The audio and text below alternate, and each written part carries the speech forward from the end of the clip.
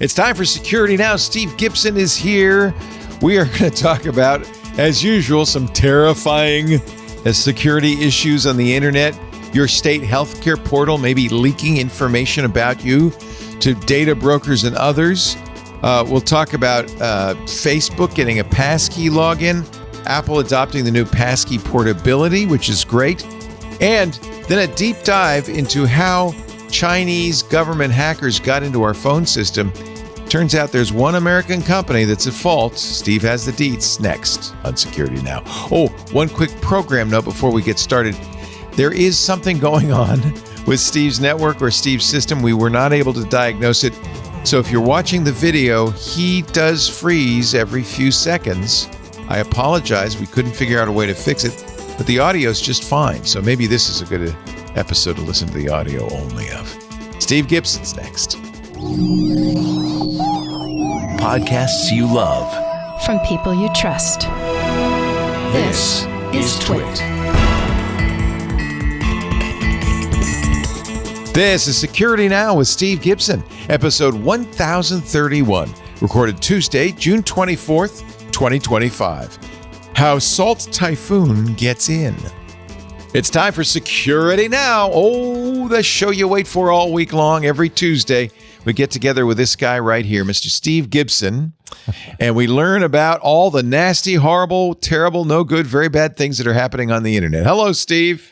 And ever so often, other stuff. Yeah, Hey, and all the other stuff, too. That's great to be with you for episode 1031. For this last episode of... Wait, is this? No. The 31st, July? This is June 24th. Yeah. So the next one will be the June 30. No, it'll be July 1st. Right. Because 30 days has September, April, June, and November. Yep.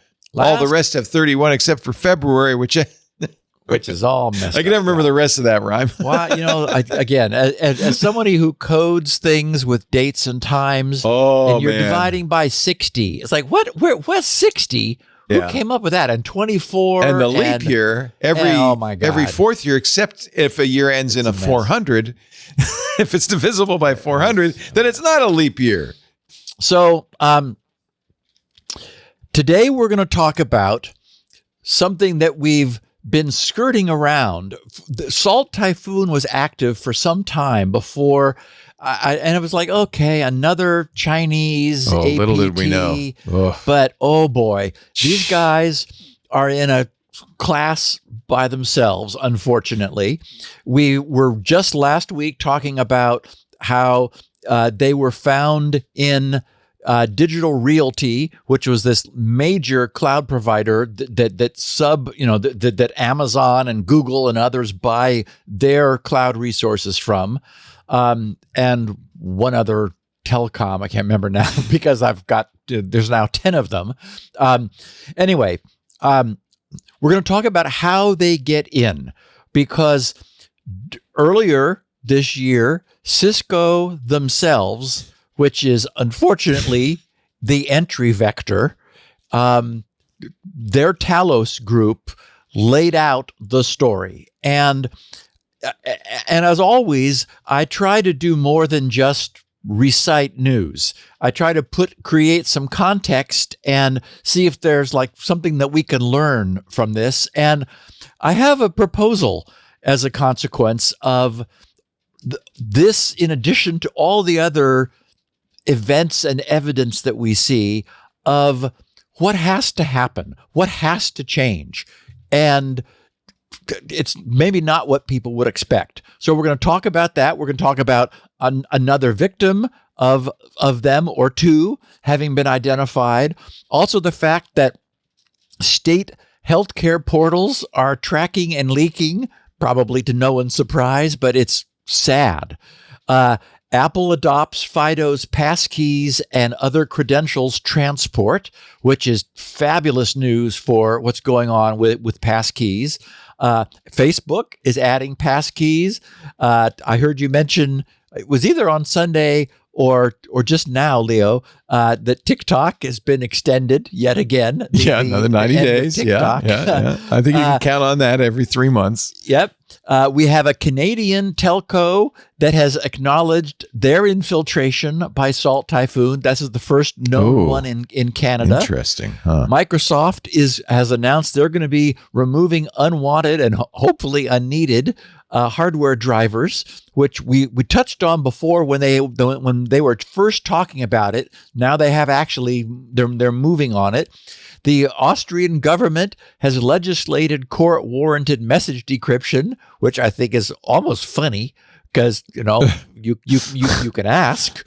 And in something of a surprise, I want to cycle back once again to a topic we've touched on a number of times, which is artificial intelligence, because I asked ChatGPT a question on Saturday.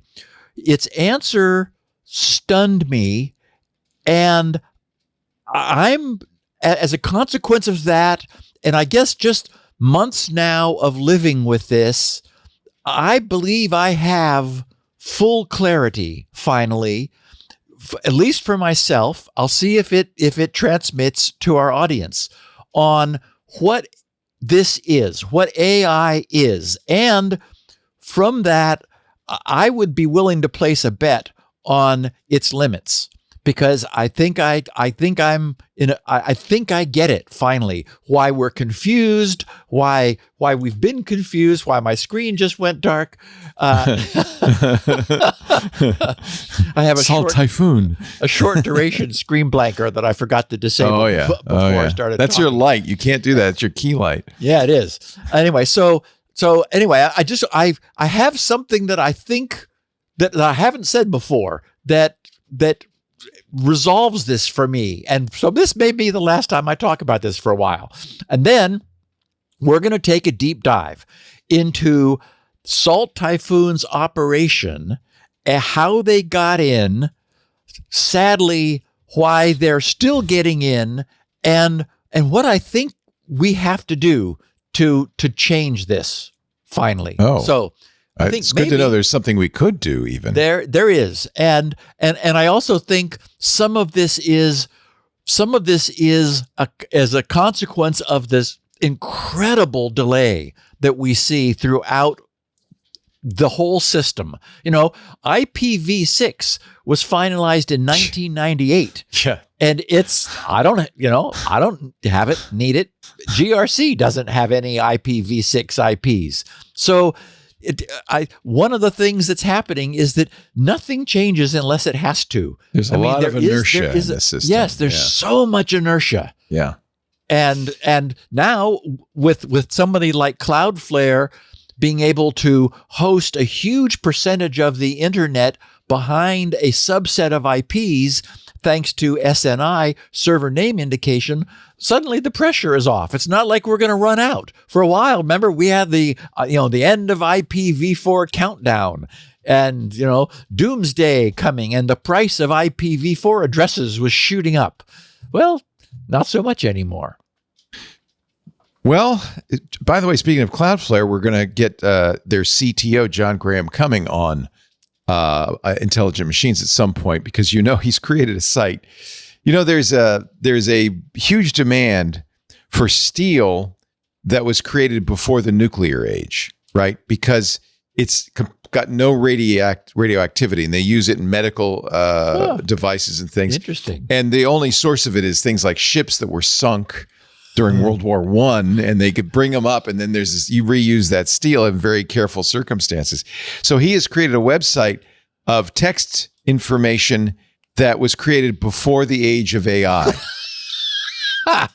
Isn't that brilliant? That is really good. Yeah. So we're going to get him on to talk about that, but I will also ask him a lot about Cloudflare. They've done such an amazing job with what they've done, and what they offer is such a public service for free. It's kind of amazing, really. I like John a lot. He's a great guy. I like him, and I agree with you. We're often talking about them because they do such a great job. Let's do a good job for our next sponsor, and then we will get to the picture of the week. What do you say? How about that? Our show today brought to you by 1Password. Another great group, over half of IT pros, get ready for this, over half of IT pros say securing SaaS apps is their biggest challenge. If you think about it, in the enterprise, SaaS sprawl is a growing problem, and shadow IT, it all started with BYOD, and it's just getting worse and worse. It's not hard to see why. Well, 1Password has an answer. It's called Trellica. Trellica by 1Password can discover and secure access to all your apps, whether they're managed or not. And that's what you need these days. Trellica by 1Password inventories every app in use in your company, every one, shadow IT or not. Then pre-populated app profiles, and they cover everything, by the way, assess the SaaS risks, let you manage access, optimize spend, enforce security best practices across every app, not just the approved ones, but every app your employees use. It lets you manage shadow IT. It's also helpful for securely onboarding and offboarding employees and meeting your compliance goals, too, because everybody has to deal with that these days. Trellica by 1Password provides a complete solution for SaaS across governance. And it's just one of the ways that 1Password's extended access management helps teams strengthen compliance and security. 1Password's award-winning password manager is trusted by millions of users and over 150,000 businesses, from IBM to Slack. And now they're securing more than just passwords with this 1Password extended access management. 1Password is ISO 27001 certified, of course, with regular third-party audits and the industry's largest bug bounty. 1Password exceeds the standards set by various authorities. They're a leader in security. You'll be glad to have them on your team. Take the first step to better security for your team by securing credentials and protecting every application, even unmanaged shadow IT. Learn more at onepassword.com/security now. That's onepassword.com/security now, all lowercase. We thank 1Password so much for supporting the very important work that Steve does here on Security Now. onepassword.com/security now. All right. I am ready to scroll up, as we say, on the picture of the week. It's been hiding on my screen all this time. So I gave this picture the caption, "When a bit of punctuation might save a life." When a bit of punctuation might save a life. All right. Scrolling up here. Let me just see. It's a sign. A sign you should pay attention to. Sign has two lines. First line says crocodiles. Second line says do not swim here. So does Butch Henderson in our Discord says, why don't we want crocodiles to swim there again? Well, because people should be allowed to swim there. So I think the sign is just, this might be in Florida. You never know. Yeah. And it might just be saying, just so you swimmers know, crocodiles don't swim here. No, that's not what it means, Steve. What? I think they're saying there are crocodiles here. Do not swim here. Oh. Or it could be a message to the crocodiles. I don't know. Oh. No. What would you put there? A comma? They should put a couple exclamation points. Or just an exclamation point. Crocodiles! Yeah. Exactly. Yeah. Or maybe just say, don't stay out of the water. How about that one?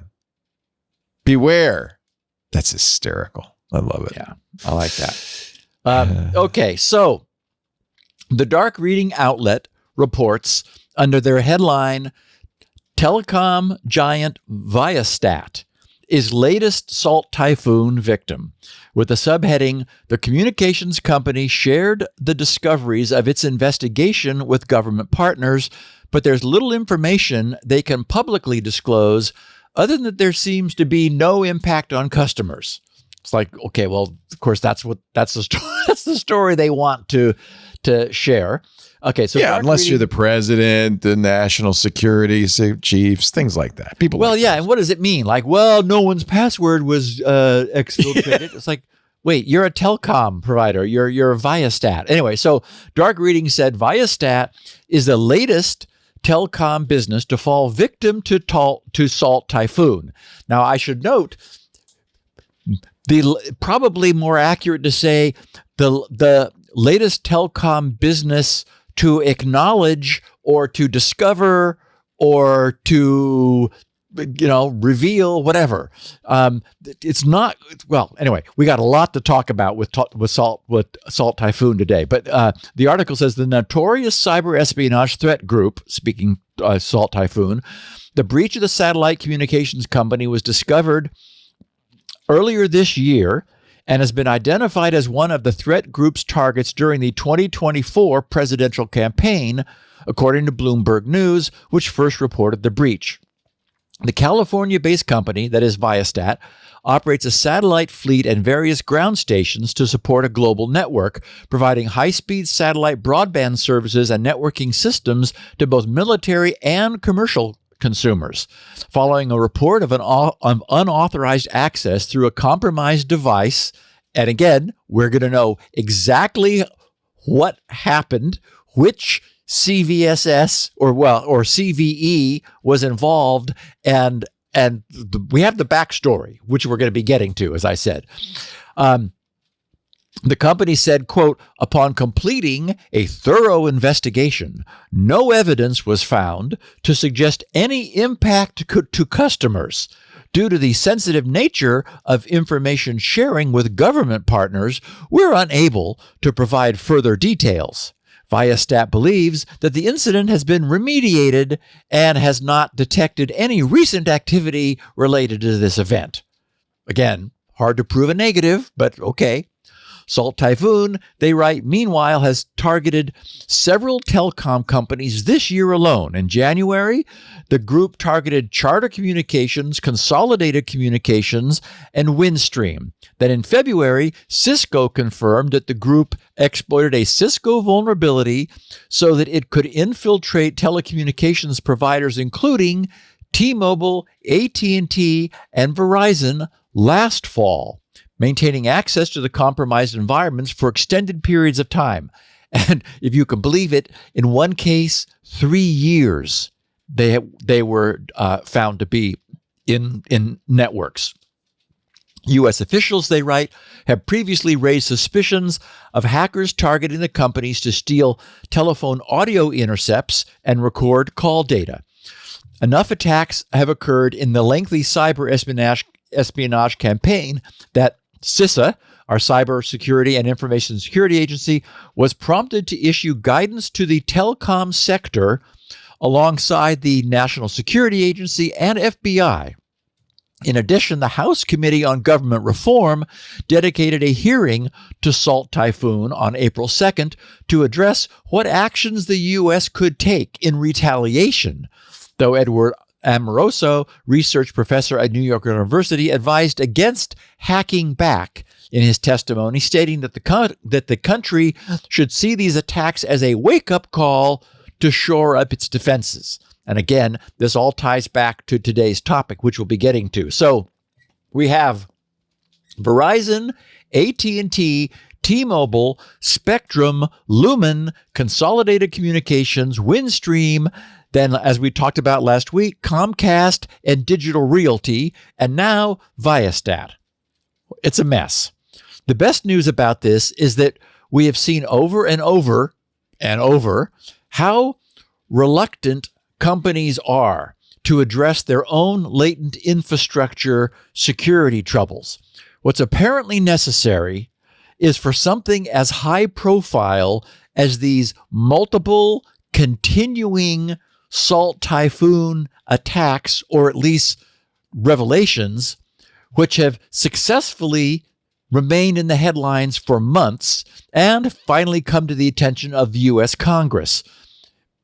Maybe there's a chance that this will finally get companies to sit up, take notice, and assign someone to the task of critically examining the security of their older equipment. We now know a great deal about how Salt Typhoon did what it did.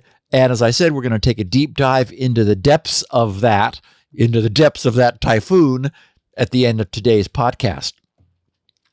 Before we leave the topic, I also want to share what Bleeping Computer reported, since it adds some additional depth to this. Bleeping Computer, of course we know them well, wrote, satellite communications company Viasat is the latest victim of China's Salt Typhoon cyber espionage group, which has previously hacked into the networks of multiple other telecom providers in the U.S. and worldwide. It's not just us here in the States. Viasat provides satellite broadband services to governments worldwide and aviation, military, energy, maritime, and enterprise customers. Last month, the telecom giant told shareholders that it had approximately 189,000 broadband subscribers in the U.S. The company discovered the Salt Typhoon breach earlier this year and has been working with federal authorities to investigate the attack, as Bloomberg first reported. Viasat told Bleeping Computer, quote, Viasat and its independent third-party cybersecurity partner investigated a report of unauthorized access through a compromised device. And again, we're going to know all about that. Upon completing a thorough investigation, they said, no evidence was found to suggest any impact to customers. Viasat engaged with government partners as part of its investigation. Due to the sensitive nature of information sharing, so this is a repeat from the previous article, they said. Bleeping Computer first contacted Viasat, they wrote, in February with questions regarding a potential breach, but received no reply at the time. Russian hackers also breached Viasat's KA-SAT consumer-oriented satellite broadband service in February 3 years ago, 2022, wiping satellite modems using acid rain data wiper malware roughly 1 hour before Russia invaded Ukraine. The 2022 cyber attack impacted tens of thousands of broadband customers in Ukraine and Europe, including modems controlling roughly 5,800 wind turbines in Germany. As the FBI and CISA confirmed in October, the Chinese Salt Typhoon state hackers had breached multiple telecom providers, and they enumerate them again, and other telecom companies in dozens of countries. While inside U.S. telecom networks, the attackers also accessed the U.S. law enforcement's wiretapping platform and gained access to the private communications of a limited number of U.S. government officials. That was, again, that Congress said, what? Now you're talking about us. Earlier this month, NSA and CISA officials also tagged Comcast and Digital Realty as potentially compromised in Salt Typhoon's telecom attacks, and now we know that has been confirmed. Salt Typhoon, and in fact, both companies have acknowledged that, Salt Typhoon has been breaching government organizations and telecom companies since at least 2019 and kept actively targeting telecoms between December 2024 and January 2025. So the very end of last year and the very beginning of this year, breaching more telecommunications providers worldwide via unpatched Cisco iOS XE network devices, which is where we're going to be spending a lot of time. The flaws that were once present in Cisco's, iOS is a confusing name because, of course, we're talking about Apple stuff all the time. In this case, it's Internet Operating System, and Cisco's iOS acronym predates Apple's, iOS for iDevices. These XE network devices were leveraged to admit the attackers into these networks, but Cisco had found and patched those vulnerabilities long ago, as in years before. Those flaws were used to gain illicit entry into these companies' networks. So while Cisco was to blame for once having vulnerabilities, they fixed those flaws years before they were used, which is a key factor in, the import of this story. I'm at a loss to know how we can ever get this behavior to change, because it should have changed already, right? I doubt we're ever going to be able to hold the purchaser and user of these products accountable. Companies purchase them. I mean, like practically accountable. Sure, we could say, oh, you're legally responsible, but I mean, in practice, so that it's not a matter of ascribing responsibility and blame and victims licking their wounds, but not having the intrusions in the first place. Well, Because and also remember the Biden administration had an executive order, which I'm sure no longer exists, that companies would be liable for keeping their software and hardware reliable, like the sellers as well. There has been some rollback of those regulations. Of course there has been, because of course. So what happens is companies purchase these devices.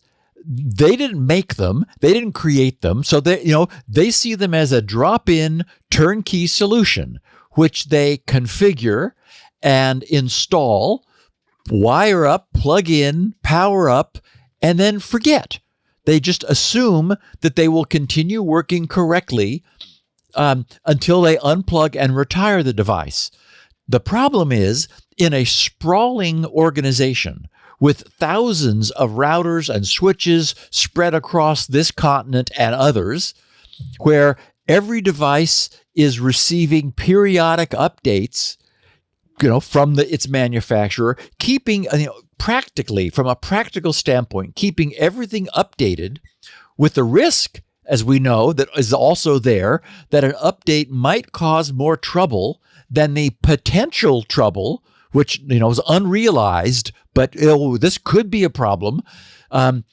So you're being asked to update something that might break something that's working, because maybe something bad could happen if you don't. So asking the client owners of these devices to be completely responsible for them is, unfortunately, the best we've managed to come up with so far. And this Salt Typhoon mess clearly demonstrates that this is not working. We've talked about having devices phoning home for updates, but that's also risky, since it opens the door for a failed update to break a perfectly working system, even when it might only be theoretically vulnerable. And it's interesting. I had an outage of my residential network about a week and a half ago, I guess, and I was aware of it pretty quickly, because things quickly stopped working. And I thought, what's going on? So I ran to the closet where that equipment is located and caught the tail end of my Asus router rebooting itself after it updated. So on one hand, that was good, and I gave it permission to do that. And I said, yes, and I'm doing it more because I'm in the same way that Jerry Pournelle used to try dumb things so that his users and listeners didn't have to. I don't need my Asus router to reboot. It's behind a second pfSense router that is bulletproof, but I wanted to experience, turning on automatic updates, which I've been preaching for routers. But here it did. It chose to update at for some reason, not at 3 a.m., but in the early evening. And so it created a problem. It solved itself too, but still, you can understand why at a high-end big iron telecom environment, they don't want Cisco reaching in and updating their equipment. We got work to do here. Yeah. Right. So my Comcast business modem that we use for the shows kept dying. And Russell, our MSP, called them, and they said, "Oh yeah, there's a problem with the firmware. We'll just we're going to send you out. We're going to update the firmware and reboot it." And they did it, and it fixed it. But you're right. I mean, and that's a business device, so they didn't do it automatically. We had to call them and say, "There's a problem," and they said, "Yes, we know, and we're going to fix it for you." So yeah, but you don't want to kind of, "Oh, you're down this week." Oh, right. Guess we won't have to sell widgets this week. So, Given everything we've just said, this leaves us with only one solution that I can think of, impractical though it may be. It's going to sound ludicrous, but really, I mean, if you do the math, and that is for brand new devices that are sold to never contain any exploitable vulnerabilities from the start, from day one, nor to have any introduced downstream through updates. Now, given the realities of after sales, I know how that sounds. Given the realities of after sales maintenance that we keep seeing in the real world, expecting reliable after sales patching of exploitable vulnerabilities, which is the way we're operating today, it's not reasonable. I mean, it is not a reasonable thing to ask. And it doesn't happen. No, I mean, even where organizations, IT people kind of have this uncomfortable feeling that keeps them up at night that they really should be, more on top of this, it doesn't happen.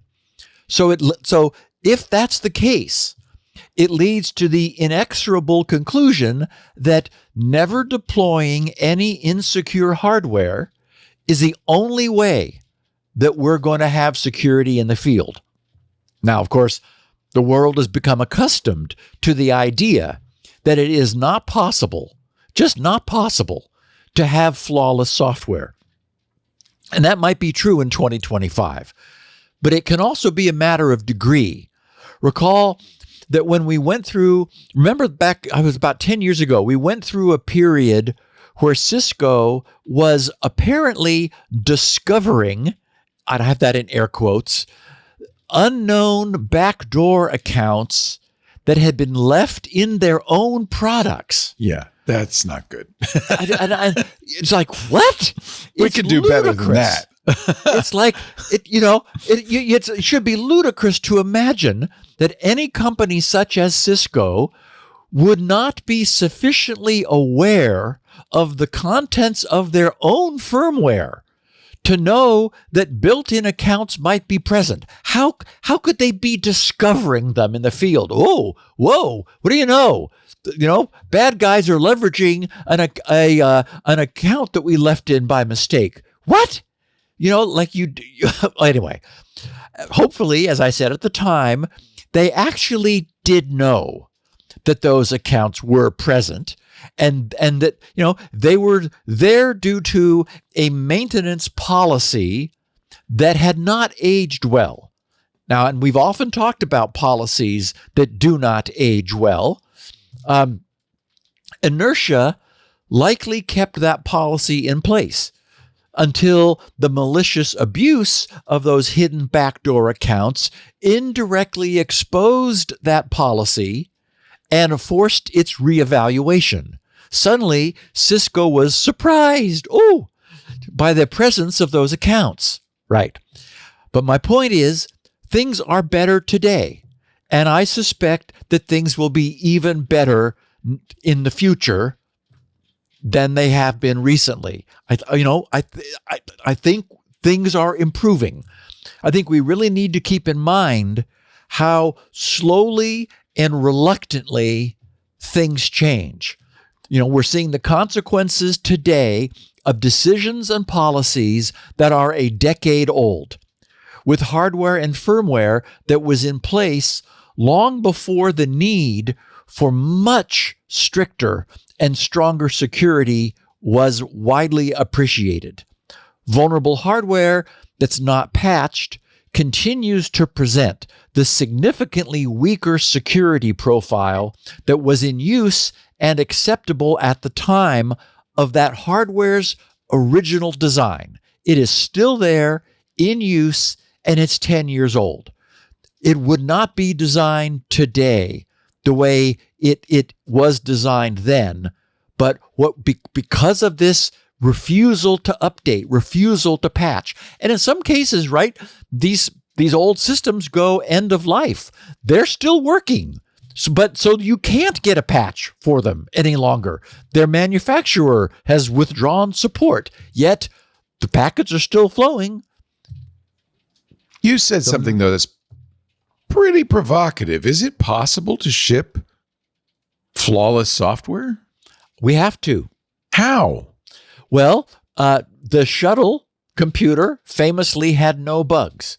it was expensive to create the software, but it didn't have any bugs because it couldn't. It couldn't. I mean, it literally could not have a bug. You can't send a repairman up to or fix we it. would have flown those guys into the sun by mistake. Right. So I, and we know that, like Microsoft, how many tens of thousands of bugs did Windows have when it shipped? Remember, famously? I mean, so they knew. Yeah, it was already. Yeah, they had a list. Right.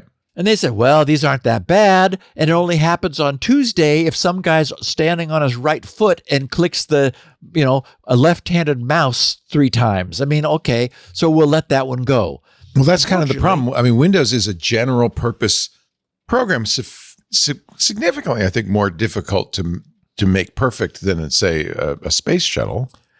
Well, or a router. A router you could make perfect. We're going to be coming back. I've got some very pointed things to say to Cisco by the end of today's podcast, because what was done, what was found should have never been possible. But we're going to talk about the unfortunate state of healthcare website portals after this next break. Oh, that'll be fun. Oh, Leo. Oh. I can't wait for that. Oh. Well, let's talk right now about Hoxhunt. All right. This is our sponsor for this segment on security now. I love this company. As a security leader, you get paid to protect your company against cyber attacks. Probably for a lot of you, that's why you listen to this show every week. It's not easy. It's getting harder. More cyber attacks than ever. And a lot of this, comes through the over the transom with phishing emails. And they're getting better because, well, the bad guys are using AI to generate them. You can't say, oh, the ungrammatical stuff, just throw it out. You need your employees to really be smart about this. But I think you probably already know those legacy one-size-fits-all awareness programs, maybe you've been using them, they don't really stand a chance. They're out of date. They send at most 4 generic trainings a year. Most employees just ignore them. And then, if somebody actually clicks, they're forced into embarrassing training programs, and that feels like punishment. And that is not the way to get people to learn. This is why more and more organizations are trying Hoxhunt, H-O-X, Hoxhunt, H-U-N-T. Hoxhunt goes beyond security awareness and actually changes behavior, and it does it by gamifying it. It rewards good clicks. It coaches away the bad. This is training employees in fact, when I talked to the Hoxhunt folks, they said, people want more phishing emails. They say, give us more. We love this. This is like a game. It's fun. It makes it fun. Whenever an employee suspects that an email might be a scam, Hoxhunt will tell him instantly, giving him a nice dopamine rush. You say, is this a scam? Hoxhunt says, good job, gold star. Woo! You get that dopamine rush. I know it sounds silly, but it gets people to click, learn, and protect your company. And people are not going to learn if they're not enjoying it. And for you, Hoxhunt is great. It makes it easy to automatically deliver phishing simulations in any way they might come in across email, Slack, Teams. And of course, just like the bad guys, you get to use Hoxhunt's very good AI to mimic the latest real-world attacks. So you can make these things very convincing. Even more, simulations are personalized to each employee based on department, location, and more. So you know what? You're going to challenge your employees, and they love it. Instant micro trainings solidify understanding. They're quick, they're fast, and they drive lasting safe behaviors. We know this from actual studies. You could trigger gamified security awareness training that rewards employees with stars and badges and boosts completion rates, ensures compliance. There's a huge library to choose from of customizable training packages, but that AI can also help you generate your own. You can purpose build something to meet your unique situation. I love this program. Hoxhunt has everything you need to run effective security training in one platform, meaning it's easy to measurably reduce your human cyber risk at scale. You need to do that, but you don't have to take my word for it. There are over 3,000 user reviews on G2, making Hoxhunt the top-rated security training platform for the enterprise. They won easiest to use, best results, also recognized as Customer's Choice by Gartner.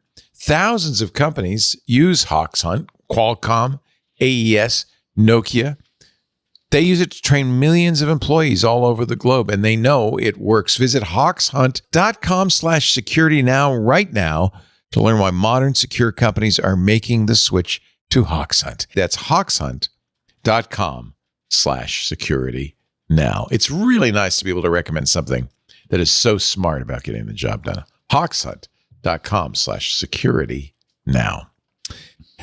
States are not good about healthcare privacy. What's this? Oh boy. The publication, The Markup, has the tagline, "Challenging technology to serve the public good," which is their mission.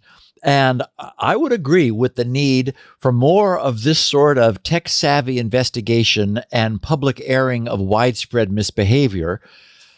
Here's what their reporting last Wednesday found. The headline of their most recent investigation was, quote, "We caught 4 more states," and we'll be looking back retrospectively too at what they'd found previously, "sharing personal health data with big tech."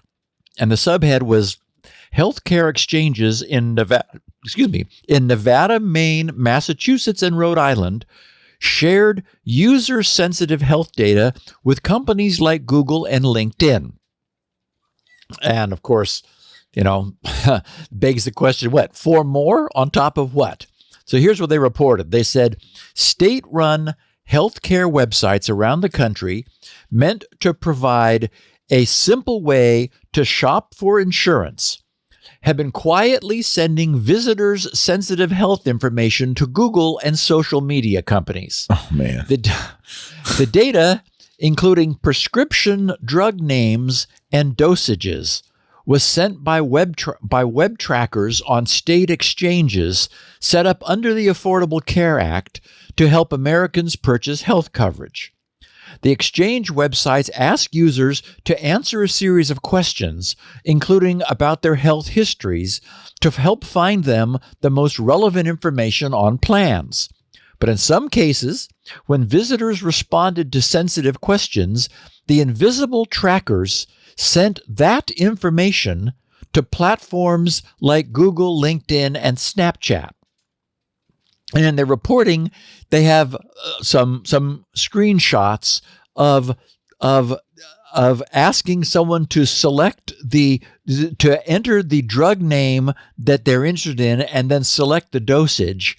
And in this case, when an individual indicated that they took fluoxetine, commonly known as Prozac, on the Nevada Health Link site, that information was sent to LinkedIn. So they wrote, the markup audited. Good, add that to my resume, would you? Jeez Louise. That's unbelievable, Leo. Just wait, though. It's so bad. They wrote, the markup audited the websites of all 19 states that independently operate their own online health exchanges. While most of the states contained advertising trackers of some kind, the markup found that 4 states exposed visitors' sensitive health information. Nevada's exchange, Nevada Health Link, asks visitors about what prescriptions they use, including the names and dosages of the drugs, to help them find their best options for health insurance. When visitors started typing, it suggests specific medications, right, to help them spell them correctly, including antidepressants, birth control, and hormone therapies. As visitors answered the questions, their responses were sent to LinkedIn and Snapchat, according to tests conducted by the markup in April and May. On the other side of the country, Maine's exchange, CoverMe.gov, sent information on drug prescriptions and dosages to Google through an analytics tool. It also sent the names of doctors and hospitals that people had previously visited. Rhode Island's exchange, Health Source RI, sent prescription information, dosages, and doctors' names to Google. Massachusetts Health Connector, another exchange, told LinkedIn whether visitors said they were pregnant, blind, or disabled. After being contacted by the markup, Nevada's health exchange stopped sending visitors data to Snapchat, and Massachusetts stopped sending data to LinkedIn. Additionally, the markup found that Nevada stopped sending data to LinkedIn in early May as they were testing. The markup discovered the sharing after finding that California's exchange, known as Covered California, told LinkedIn when a visitor indicated they were blind, pregnant, or a victim of domestic violence. Security and privacy experts said state health exchanges use advertising trackers is troubling, if not particularly surprising. Such tools can help organizations to reach visitors and tailor ads for them. And I'll just say, why do we need ads on state healthcare sites? Google Analytics, they wrote, allows website operators to better understand who's coming to their site and to optimize advertising campaigns. The LinkedIn and Snapchat trackers, like a similar offering from Meta, help companies target their social media ads. Nevada uses the trackers to help target marketing at uninsured residents, according to Russell Cook, executive director of the state agency that operates Nevada's exchange, Silver State Health Insurance Exchange. But healthcare services need to be especially careful with these tools, said John Haskell, a data privacy attorney who has previously worked as an investigator for the Department of Health and Human Services. Haskell said, quote, "It doesn't surprise me that organizations that have these massive tech stacks that rely on third-party resources don't have an understanding, a full understanding of what the configuration is, what the data flows are, and then once they go to somebody, what that data is being used for. It's something that needs to be addressed." In other words, as I think evidenced by the fact that the sites that were contacted by the markup said, whoops, sorry, and like discontinued this, it wasn't deliberate. It was just naive. It was just dumping trackers on websites, not recognizing what the privacy consequences were for sites that are transacting sensitive data. They said after the markup reported uncovered California's sharing of health data with LinkedIn, the exchange, meaning Covered California, removed its trackers and said it would review its data practices. The news triggered a class action lawsuit and questions from federal lawmakers. The markup then examined websites operated by 18 states other than California, as well as Washington, D.C., to see what information they shared as users navigated them. The sites were established under the Affordable Care Act, which requires states to offer health insurance either through their own exchanges or one operated by the federal government. And of course, we all remember back at the time the crazy scramble to get these websites online, and that there were problems and delays and they were crashing and not working, and, you know, government meets computer. To test them, they wrote, we first ran the sites through Blacklight, a tool the markup developed to reveal web trackers. We then reviewed network traffic on the sites to see what data the trackers received when visitors filled out forms. The results showed that 18 used some sort of tracker. Some were filled with them. Nevada, for example, Leo, are you sitting down? Nevada, yes. For example, used nearly 50. 50 trackers. Hey, healthcare ain't free, buddy. Somebody's got to pay for it. Yeah. By contrast, they said Blacklight found no tracker of any kind on Washington, D.C.'s exchange. Popular websites use, on average, 7 trackers, according to Blacklight scans of the 100,000 most trafficked, not trackered websites on the web. Many of the sites use trackers in relatively innocuous ways, like counting page views. The 4 exchanges, they said, we found sharing sensitive health data sent varied responses to questions about the tracking. Cook said in a statement that trackers placed by his Nevada agency were, quote, inadvertently obtaining information regarding the name and dosage, of prescription drugs. Whoops. It was an accident. It was inadvertent. We didn't mean it. And sending it to LinkedIn and Snapchat. Wow. And you know that these aggregators, they're just sucking anything they can get their hands on. Oh, they're thrilled. This is exactly the kind of information they love. Prozac? Yay. Okay. Cook acknowledged such data was, quote, wholly irrelevant to our marketing efforts, unquote, you think? And said it had disabled tracking software pending an audit.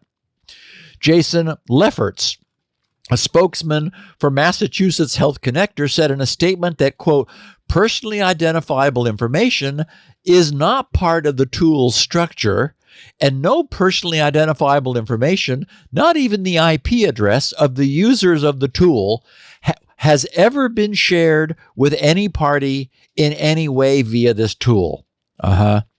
But LinkedIn's tracker documentation makes clear that it correlates the information it receives with specific LinkedIn accounts, so companies can use the data for features like retargeting website visitors.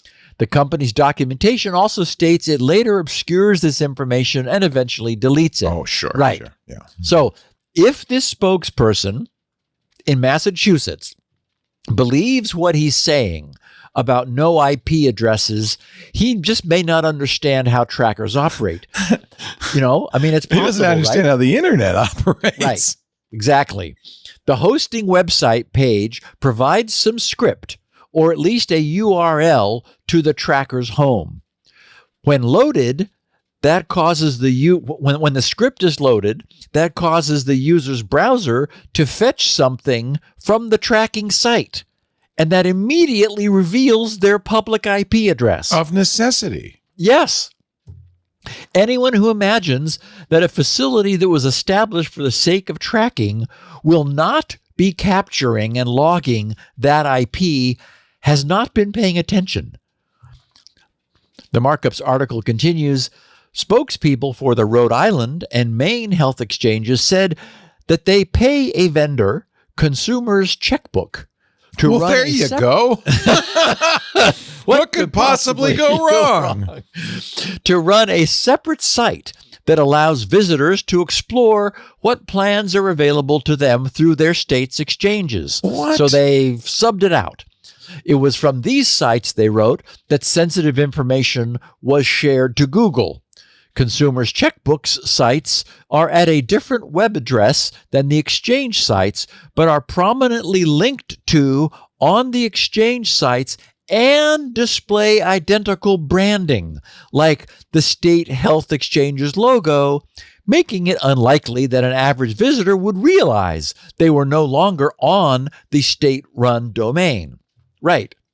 And saying that it's not our fault because our health management subcontractor is doing something wrong, that doesn't do much to avoid those pesky class action lawsuits. Christina Spate O'Reilly, a spokesperson for Health Source RI, Rhode Island, said the company uses Google Analytics to study trends, but not to serve ads, and, quote, disables Google Signals data collection, ensuring that no data is shared with Google Ads for audience creation or ad personalization, and no session data is linked to Google's advertising cookies or identifiers, unquote. Health Source RI's terms of use mention the use of Google Analytics, she noted. A spokesperson for CoverMe.gov made similar points, saying that the agency does not collect or retain any data entered into the tool.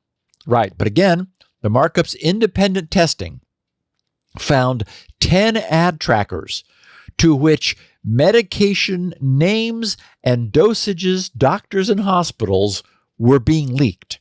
So this tells us that these spokespeople are, in the best case, well, I guess it's a mixed bag, clueless, but that either way, anything they claim should be treated as here's an acronym for you, PRBS, and independently verified by, actual traffic analysis, which is exactly what these markup guys did. They wrote Consumer's Checkbook. The subcontractor, in 2 cases, declined to comment beyond the exchange's comments. All of the exchanges said that individually identifiable health information, like names and addresses, was not sent to third parties. But the point of the trackers is to enhance information. This is them. Enhance information sent about a user with data the platforms already have on that user. As we know, they're aggregators. And every tracker, they wrote, found by the markup logged details about individual visitors, such as their operating system, IP, browser, device, and times of visit. In response to requests for comment, the tech companies whose trackers we examined uniformly said they do not want organizations sending them potentially sensitive data, and that doing so is against their terms of use. Oh, that's right. Don't send it to us. But, if you do, well, we got to log it because it came in and we'll have to look at it later. We'll get around to that. Right. Steve Ganem, Director of Product Management for Google Analytics, said, quote, by default, any data sent to Google Analytics does not identify individuals, and we have strict policies against collecting private health information or advertising based on sensitive information, unquote. A spokesperson for LinkedIn, Breonna Ruff, said that advertisers are not allowed to target ads based on sensitive data categories such as health issues. A spokesperson for Snapchat owner Snap said the same, noting that sending purchases of supplies like prescriptions would run afoul of the company's rules about sensitive data. A Google Analytics information page specifically discusses how organizations that use the company's tools should comply with the Health Insurance Portability and Accountability Act, of course known as HIPAA, which protects health data. The page notes that Google makes no representations that Google Analytics satisfies HIPAA requirements themselves. That's on you, buddy. That's right. It's important to ensure that your implementation of Google Analytics and the data collected about visitors to your properties satisfies all applicable legal requirements, says Google's page. So, okay. There are several trackers that we would hope would be more responsible. But the markups report listed the number of ad trackers discovered on the state healthcare portals they examined. In order of decreasing tracker count, California took dubious first place with 63 trackers. Oh, whoa! You betcha. The Golden State. We're gonna. Well, I have family members on the California. This is on ACA. the covered California. Yeah, state-sponsored Affordable Care Act portal, 63 trackers. Holy cow. That was followed by Nevada with 49, Maryland with 31, Massachusetts with 28, Georgia with 16, New Mexico, Colorado, New York, and New Jersey each having 15, Pennsylvania with 14 trackers, Maine with 12, the state of Washington, Rhode Island, and Idaho each holding 10. Merely 10. Yeah. Connecticut and Virginia with 9 each, Kentucky with 4, Minnesota with 2, and Vermont with just 1. And as the article noted, Washington, D.C.'s site somehow had not a single one. How do they do it without trackers? That's a model to follow. Yes. Wow. The markups investigated finishes by noting state exchanges aren't the only health sites that have sent medical information to social media companies. In 2022, the markup revealed that dozens of hospital websites shared information with Facebook's parent company Meta through a tool called the MetaPixel. the metapixel. And of course, we were just talking about the infamous metapixel, since that's the thing that was connecting to a local device meta app on the local host IP for the sole purpose of de-anonymizing them to every instance of the metapixel appearing on the web, such as apparently any of dozens of hospital websites they might have the occasion to visit, which was sending sensitive information to Facebook. Wow. The hospitals faced scrutiny from Congress and legal action, says the markup. Another markup investigation found trackers logging information about online drugstore visitors purchasing HIV tests and Plan B. So, what could possibly go wrong with that? They said in 2023, a New York hospital agreed to pay a $300,000 fine for violations of the Health Insurance Portability and Accountability Act, HIPAA. In response to a series of incidents, the Department of Health and Human Services said in 2023 that use of social media trackers to log health information could violate HIPAA, although recent court decisions have narrowed how the law can be applied against companies that use those trackers. Some plaintiffs have used state laws, like those in California, to argue that they should be compensated for having their health data sent to third parties without their consent. Others have argued that this kind of tracking runs afoul of wiretapping and even racketeering laws. So, they end with a quote from John Haskell, that data privacy attorney who had previously worked as an investigator for the Department of Health and Human Services, who now advises clients to be very careful about the information they track on their sites. He said, quote, "Organizations are not investing enough time and resources into properly vetting everything they do. Organizations saying they did not understand the consequences of the tools they're using will not be seen as an effective defense." So, what does this mean for consumers who need to use and trust the privacy of these sites? In practice, it means that the advertising, tracking, and profiteering that has become the true underlying fabric of the web has shredded privacy and made a complete joke of any guarantees of a site's claim of HIPAA compliance. The only thing the Covered California site is covered in is tracking technology. And notice that none of it, not a single bit of it, is about doing the job that the site is there to do for us. As I said at the top, I am very glad that groups such as the Markup are there to keep bringing these egregious privacy failures to light. I'm glad they're asking states, what is going on, and that class actions are being brought against anyone who's making a mockery of HIPAA.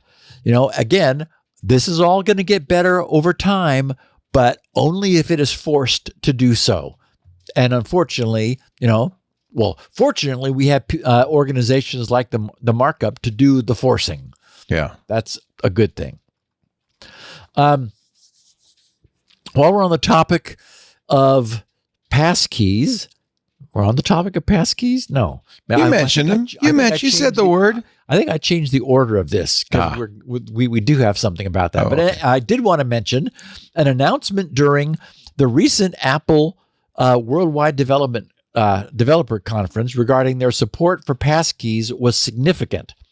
For that, and for a bit of additional background, let's turn to Ars Technica's Dan Guden, who posted under the headline, "Coming to Apple OSs, a seamless, secure way to import and export passkeys." The subhead he gave it was, "Apple OSs will soon transfer passkeys seamlessly and securely across platforms." Dan wrote, "Apple this week provided a glimpse into a feature that solves one of the biggest drawbacks of passkeys. The industry-wide passkeys, which he's adding, is the industry-wide standard for website and app authentication that is not susceptible to credential phishing and other attacks targeting passwords." He said the import-export feature which Apple demonstrated at this week's Worldwide Developer Conference, will be available in the next major releases of iOS, macOS, iPadOS, and visionOS. It aims to solve one of the biggest shortcomings of passkeys as they've existed to date. Passkeys created on one operating system or credential manager are largely bound to those environments.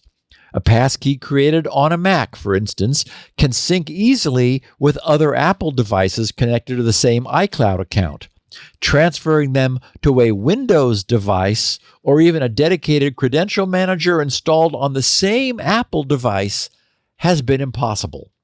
That limitation has led to criticisms that passkeys are a power play by large companies to lock users into specific product ecosystems.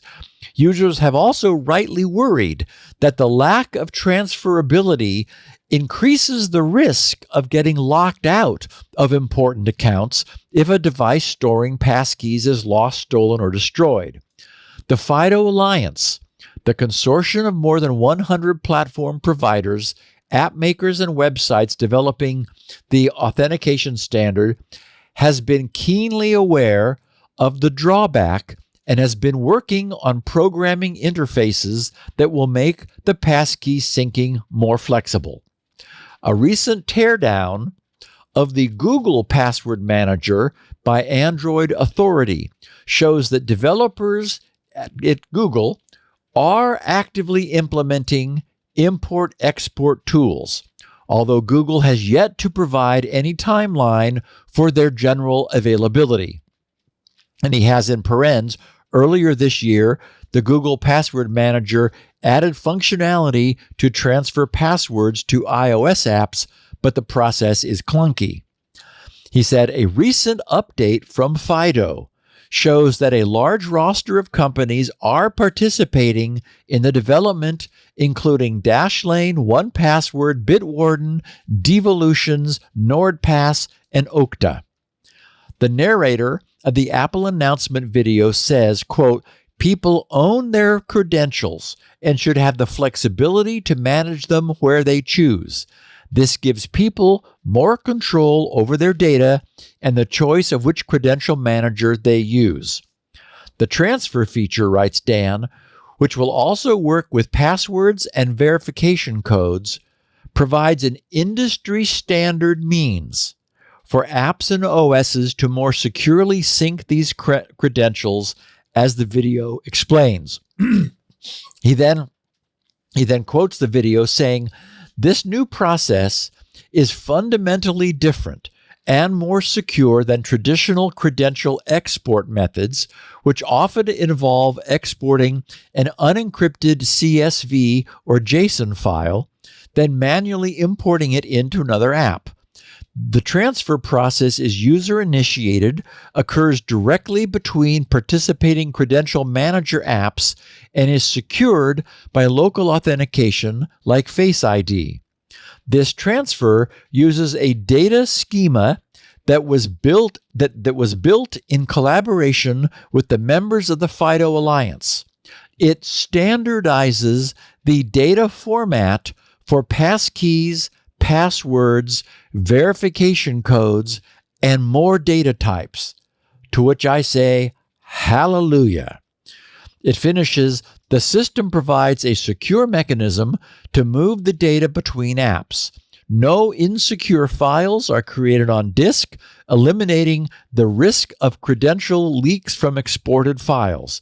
It's a modern, secure way to move credentials." And needless to say, this podcast will have a full technical readout on this shortly. Yay.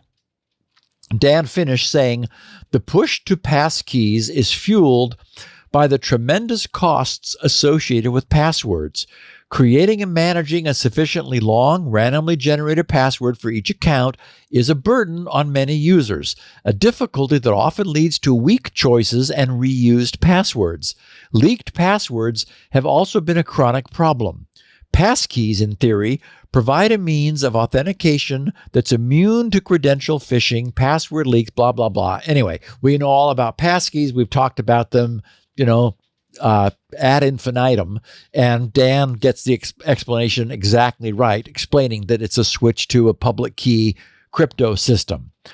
So I would, anyway, I am super happy. We knew that FIDO was working on this. We knew that there was going to be a specification.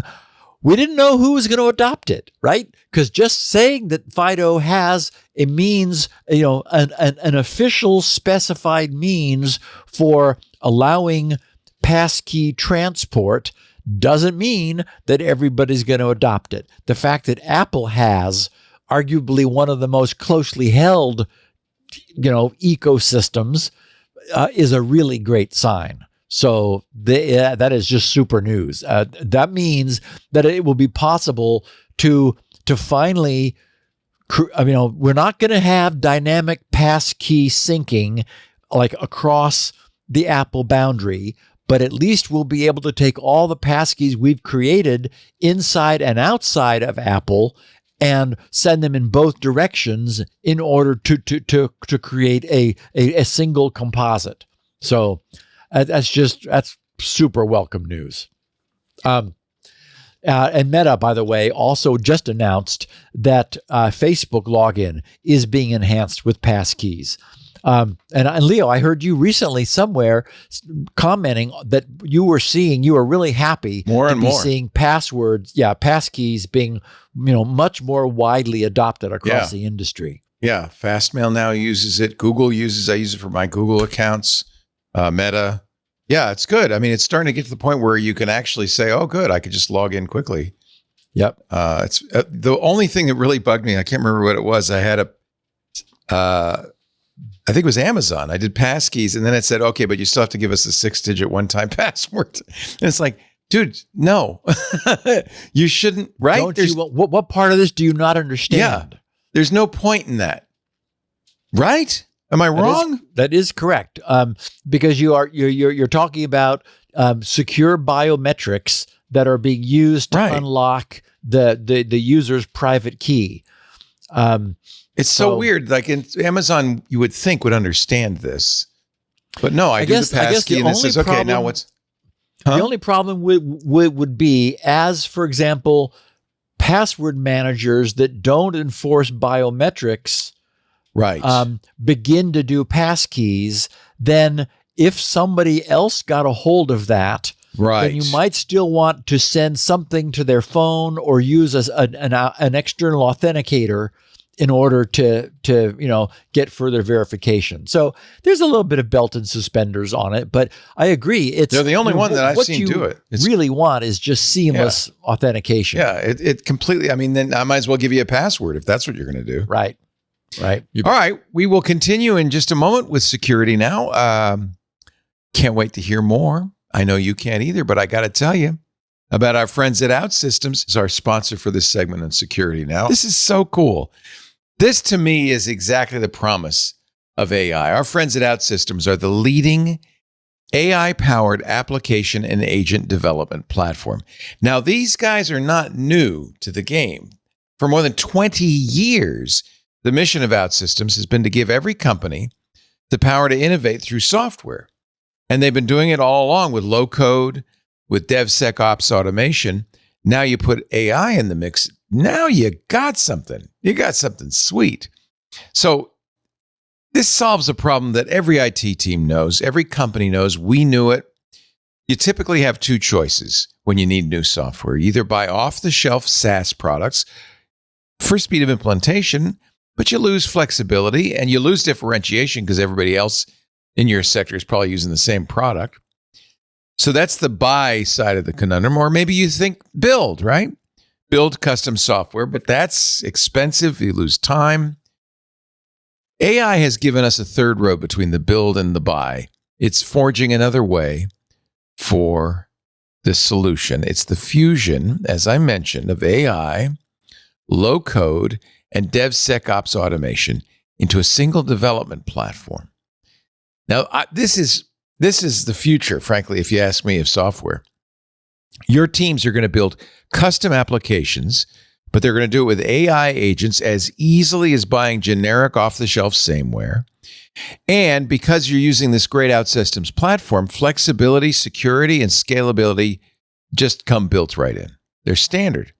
With AI-powered low-code, teams can build custom future-proof applications at the speed of buying with fully automated architecture, security, integrations, data flows, permissions. It's all built right in. See, OutSystems is the last platform you'll ever buy because you can use it now to build anything you need and to customize and extend your existing core systems.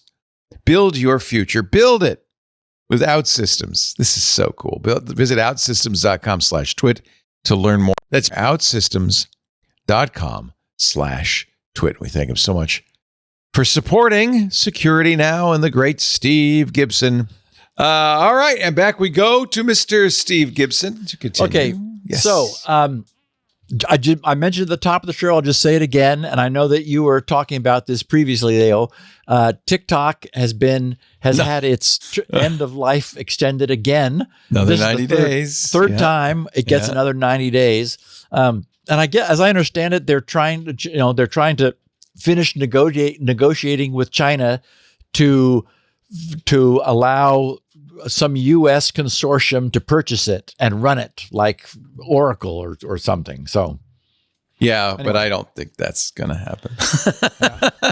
They're trying to. I think what they're really trying to do is strong arm China with the tariffs, but China doesn't really kind of take to that too well. So no, so far we'll see. But also the president really likes TikTok, so I don't think they're going to ban it either. Yeah. Well, and it's good for all the TikTokers who don't want to lose that platform that is like. But you heard on Sunday, Jason Calacanis said something that actually struck me. He said, do you think if we could figure out an app to make the Chinese citizens use that, maybe we would be able to get information about half of them and reach them via content? Would we do it? Yeah. So that catalyzed it for me, that the real advantage to the Chinese Communist Party of owning TikTok, because they do. Yeah, they have a huge social media platform in the U.S. Huge influence operation. Yeah. Okay, one more little piece of sort of prefacing Salt Typhoon information. Canada has become the first specifically known non-U.S. victim of Salt Typhoon's Cisco-based attacks. I should explain that the following news was just declassified after I had chosen and completely written the coverage of today's main topic, which is Salt Typhoon. After I did that, I went back looking for other stuff, and it's like, whoa, now Canada. So the details of the technology underlying these devastating and pervasive attacks are what we will get to. So here's the news that just broke yesterday as I was wrapping up this week's show notes. The Canadian Center for Cybersecurity, their so-called Cyber Center, and the United States FBI are warning Canadians of the threat posed by People's Republic of China, PRC, state-sponsored cyber threat actor, being tracked as Salt Typhoon. The Cyber Center previously joined our partners. Oh, this is an actual announcement from the Canadian Center for Cybersecurity. They're the voice of this announcement. So they said the Cyber Center previously joined our partners in warning that PRC cyber actors have compromised networks of major global telecommunications providers to conduct broad and significant cyber espionage campaign. This cyber bulletin aims to raise awareness of the threat posed by PRC cyber threat activity, particularly to Canadian telecommunications organizations, in light of new Salt Typhoon-related compromises of entities in Canada.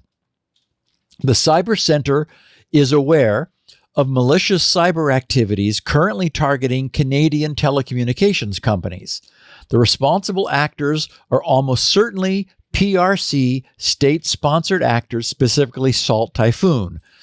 They said 3 network devices registered to a Canadian telecommunications company were compromised by likely Salt Typhoon actors in mid-February of 2025. So 3 devices that they're aware of.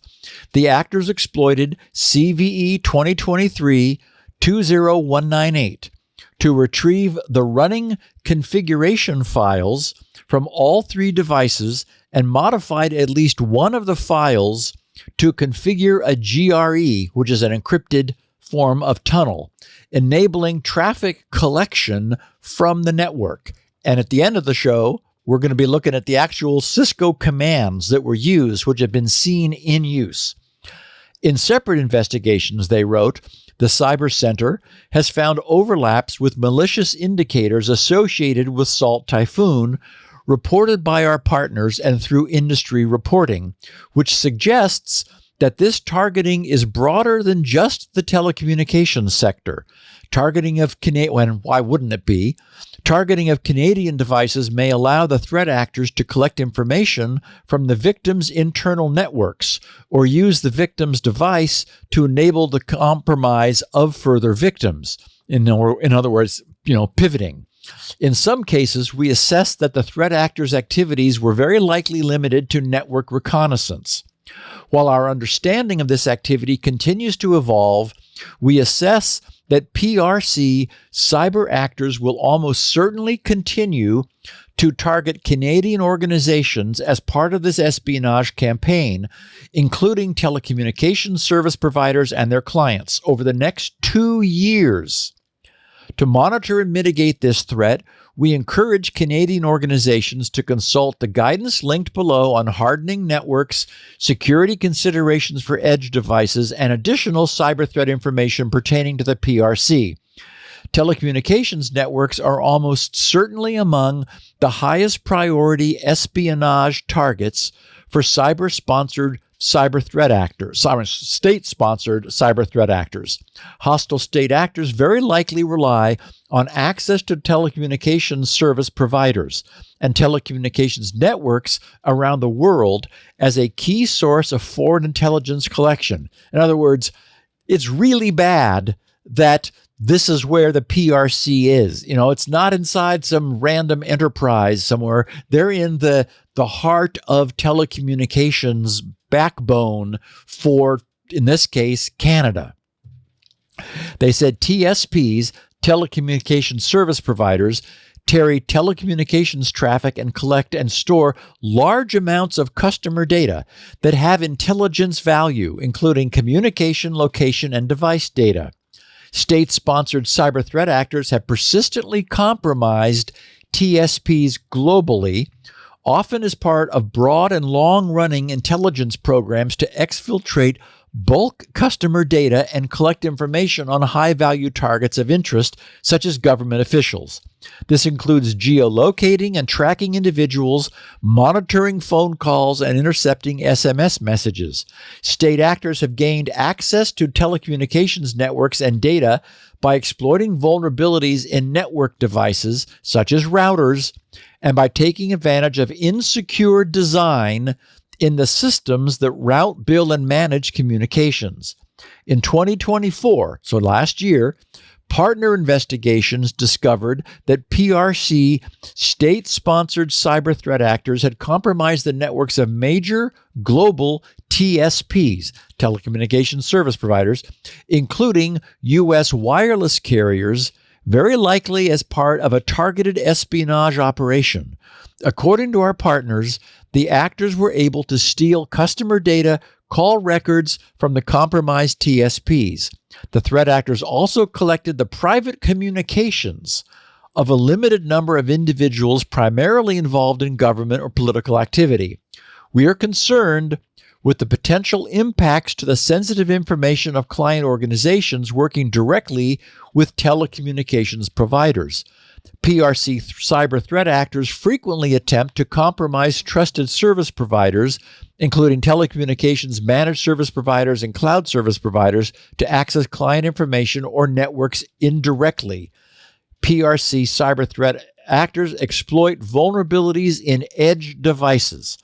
They finished saying, as we noted in the National Cyber Threat Assessment 2025-26, cyber threat actors are exploiting vulnerabilities in security and networking devices.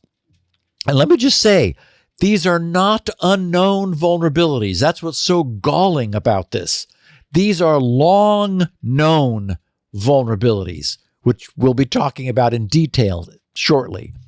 They said that sit at the perimeter of networks, including routers, firewalls, and virtual private network solutions. By compromising these edge devices, a cyber threat actor can enter a network, monitor, modify, and exfiltrate network traffic, and we're going to look at the commands they used, flowing through the device, or possibly move deeper into the victim network. As part of this campaign, PRC cyber actors are targeting these network devices, exploiting existing vulnerabilities to gain and maintain access to DSPs. Despite public reporting outlining their activities, it is very likely that the actors continue to operate. In other words, as we've seen tangentially and parenthetically, the people in the know say, we don't think we got rid of them. You know, you'll see Verizon saying, "Oh, don't worry about it. We got, we're all clear. We have expunged them from our network." They don't know that. So this alert managed to get a great deal of the facts correct, and it nicely serves to place these Salt Typhoon attacks into the foreground again, where I think it's clear they still belong.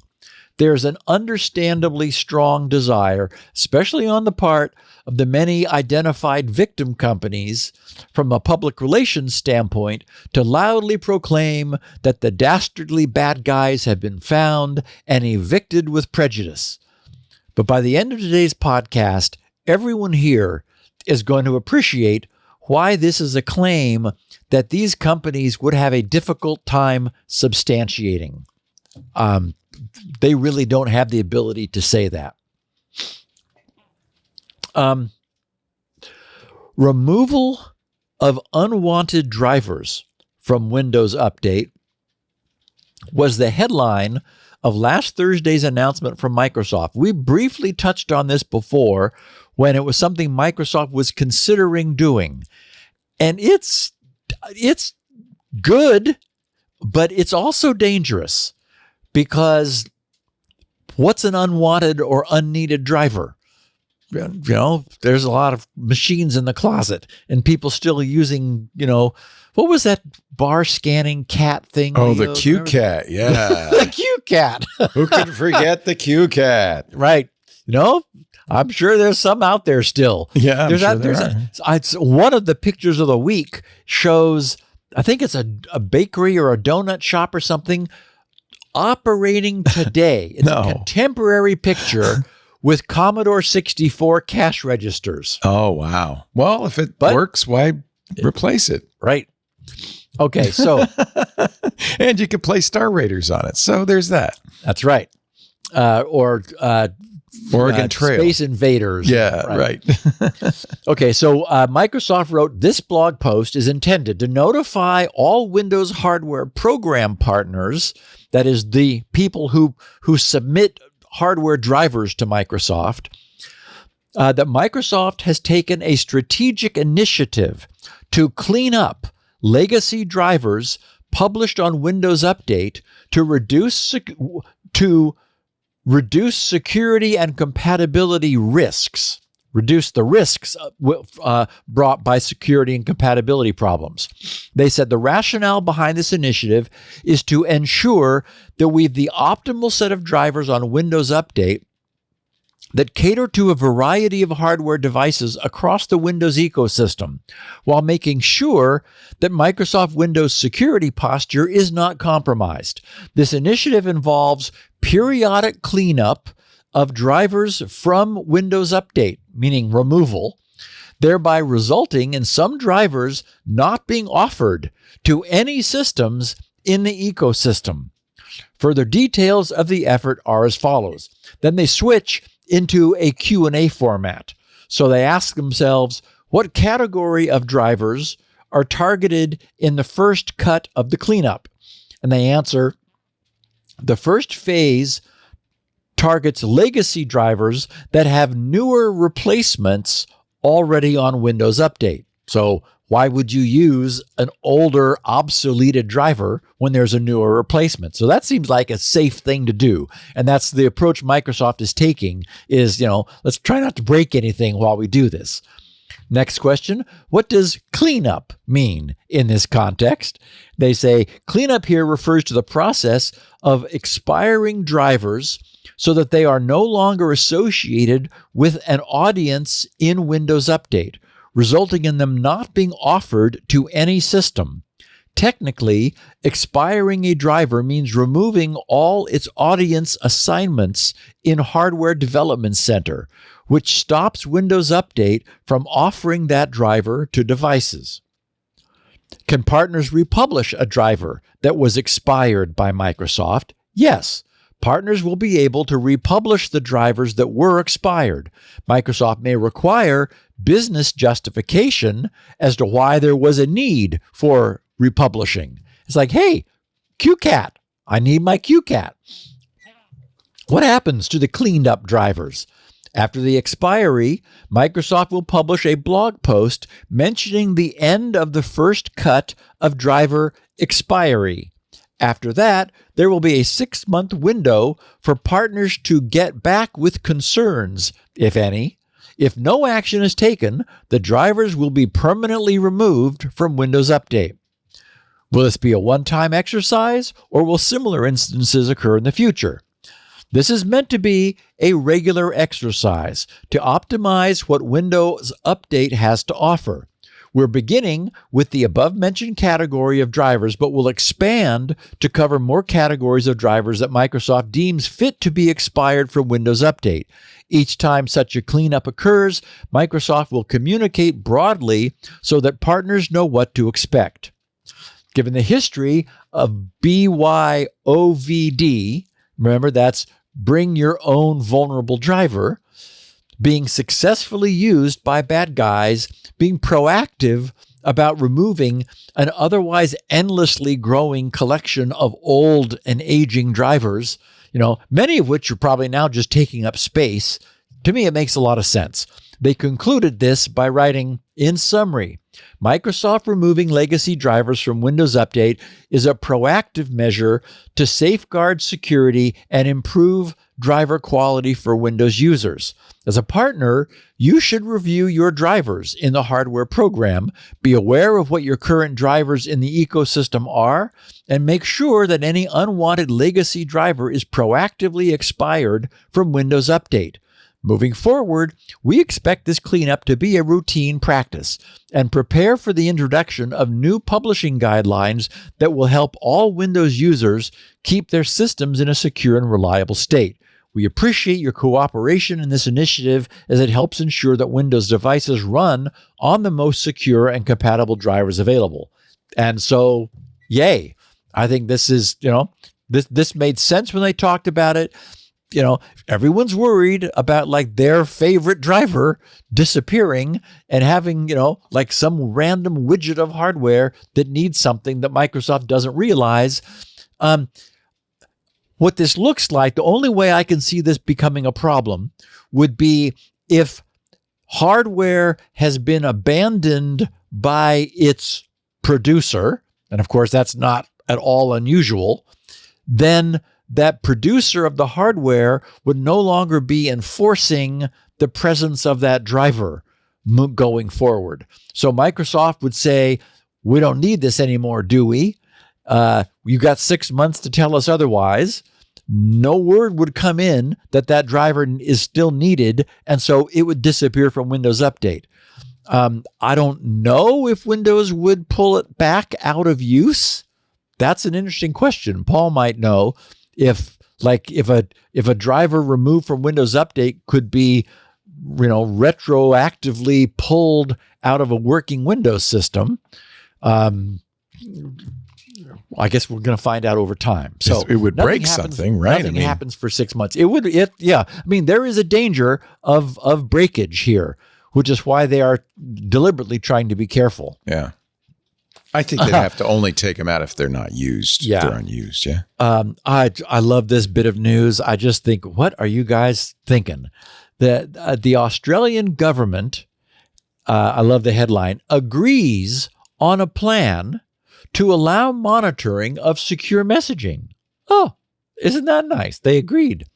Last Wednesday, Reuters News carried an interesting bit of reporting. From Vienna on June 18th, Reuters, Austria's coalition government has agreed on a plan to enable police to monitor suspects' secure messaging in order to thwart militant attacks, ending what security officials have said is a rare and dangerous blind spot for a European Union country. Because Austria lacks a legal framework for monitoring messaging services like WhatsApp, its main domestic intelligence service and police rely on allies with far more sweeping powers, like Britain and the US, alerting them to chatter about planned attacks and spying. None of this makes any sense, but okay. No. That kind of tip-off led to police unraveling what they say was a planned attack on a Taylor Swift concert in Vienna, which prompted the cancellation of all 3 of her planned shows there in August of last year. Well, that's a relief. Yeah. Georg Leichtfried of the Social Democrats, the junior minister in charge of overseeing the Directorate for State Security and Intelligence, the DSN, told a news conference, quote, "The aim here is to make people planning terrorist attacks in Austria feel less secure." That's good. "And increase everyone else's sense of security," right, by knowing that you can be monitored. "That is why this decision by the cabinet today is an important milestone in the fight against terrorism and spying." Okay, against terrorism and spying? By spying. "In Austria," he added. "Under the new system," writes Reuters, "monitoring of a person's messaging must be approved by a 3-judge panel and should only apply to a limited number of cases.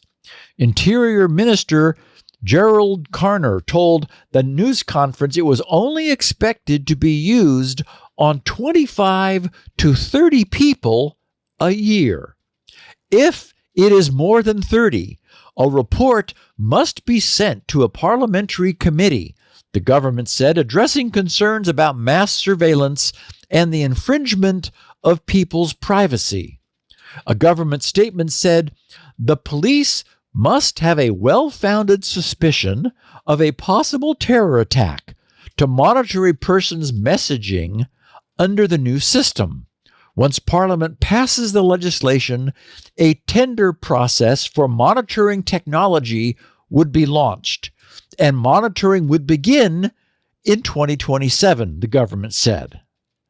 Okay, but wait. Once Parliament passes the legislation, a tender process for monitoring technology would be launched, and monitoring would begin in 2027. Well, you bet it's going to be tender. It's probably going to hurt a lot.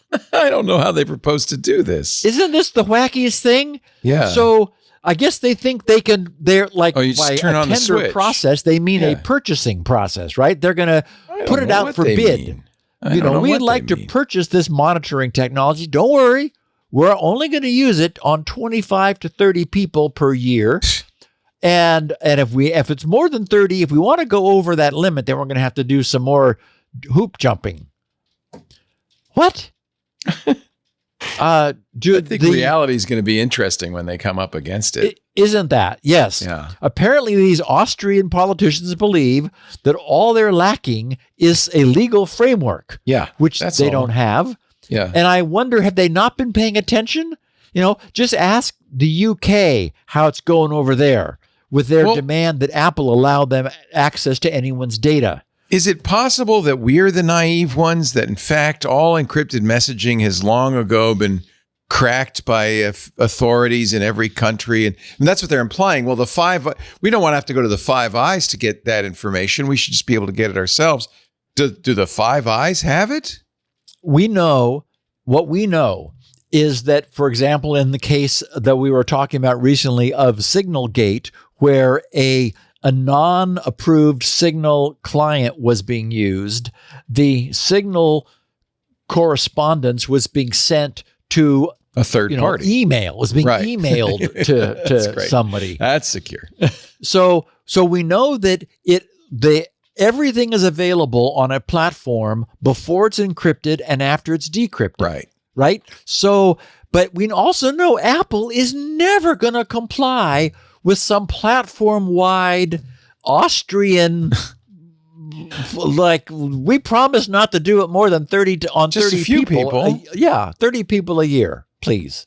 Of course, you have to break it for everybody in order to do it for a few people. Right. It has to be there. And Apple is just not, I mean, they're not going to do that. I can't imagine. I mean, we haven't yet seen, because it hasn't actually happened, where it comes down to a true standoff. Right. Of like, you must give us access or you are an outlaw company in our country. No one wants to see that. Forget Apple. Signal's not going to do it. I mean, there'll always be some strong encrypted end-to-end solution that terrorists can use. Well, and that's just exactly it. I mean, there will if it comes to if encryption is outlawed, only the outlaws will be encrypting. Yeah, they'll write their own. These are well understood algorithms. They're not hard. Yeah. That horse has left the barn. Okay, I want to talk about AI and the revelation I had. We have 2 breaks. I want to do one now and then one before we start talking about Salt Typhoon. Awesome. Thank you, Steve. Thank you, dear listeners and viewers. We're so glad you're here. You might be noticing, if you are watching a video, that there are occasional freezes in Steve's video. We are unsure why that's happening. We've tried to figure it out. We'll continue to try to figure it out. But just close your eyes when he's talking. And it's amazing. He's perfect. And I apologize. Sometimes these things happen. Our show today brought to you by BigID. Yeah, BigID, the next generation AI-powered data security and compliance solution. Now, let me tell you why you need BigID. It's the first and only leading data security and compliance solution that can uncover dark data. They do it through AI classification. They can identify and manage risk. They can remediate the way you want. They can map and monitor access controls. They can scale your data security strategy. Along with unmatched coverage for cloud and on-prem data sources, BigID also seamlessly integrates with your existing tech stack and allows you to coordinate security and remediation workflows. You can take action on data risks to protect against breaches. You can annotate, delete, quarantine, and more based on the data, all while maintaining an audit trail. Partners include ServiceNow, Palo Alto Networks, Microsoft, Google, AWS, and more. With BigID's advanced AI models, you can reduce risk and accelerate time to insight. You can gain visibility and control over all your data. Intuit named it the #1 platform for data classification in accuracy, speed, and scalability. Now, let me tell you about one of their clients. They have many, but I think this should impress. BigID equipped the U.S. Army. Okay, imagine who would have more sources of data stored in more arcane locations globally than the U.S. Army. BigID equipped the U.S. Army to illuminate dark data, which helped them accelerate cloud migration and minimize redundancy and automate data retention. They loved it so much, U.S. Army Training and Doctrine Command gave us this quote. Yes, from the U.S. Army. Quote, "The first wow moment with BigID came with being able to have that single interface that inventories a variety of data holdings, including structured and unstructured data across emails, zip files, SharePoint databases, and more. To see that mass and to be able to correlate across those is completely novel.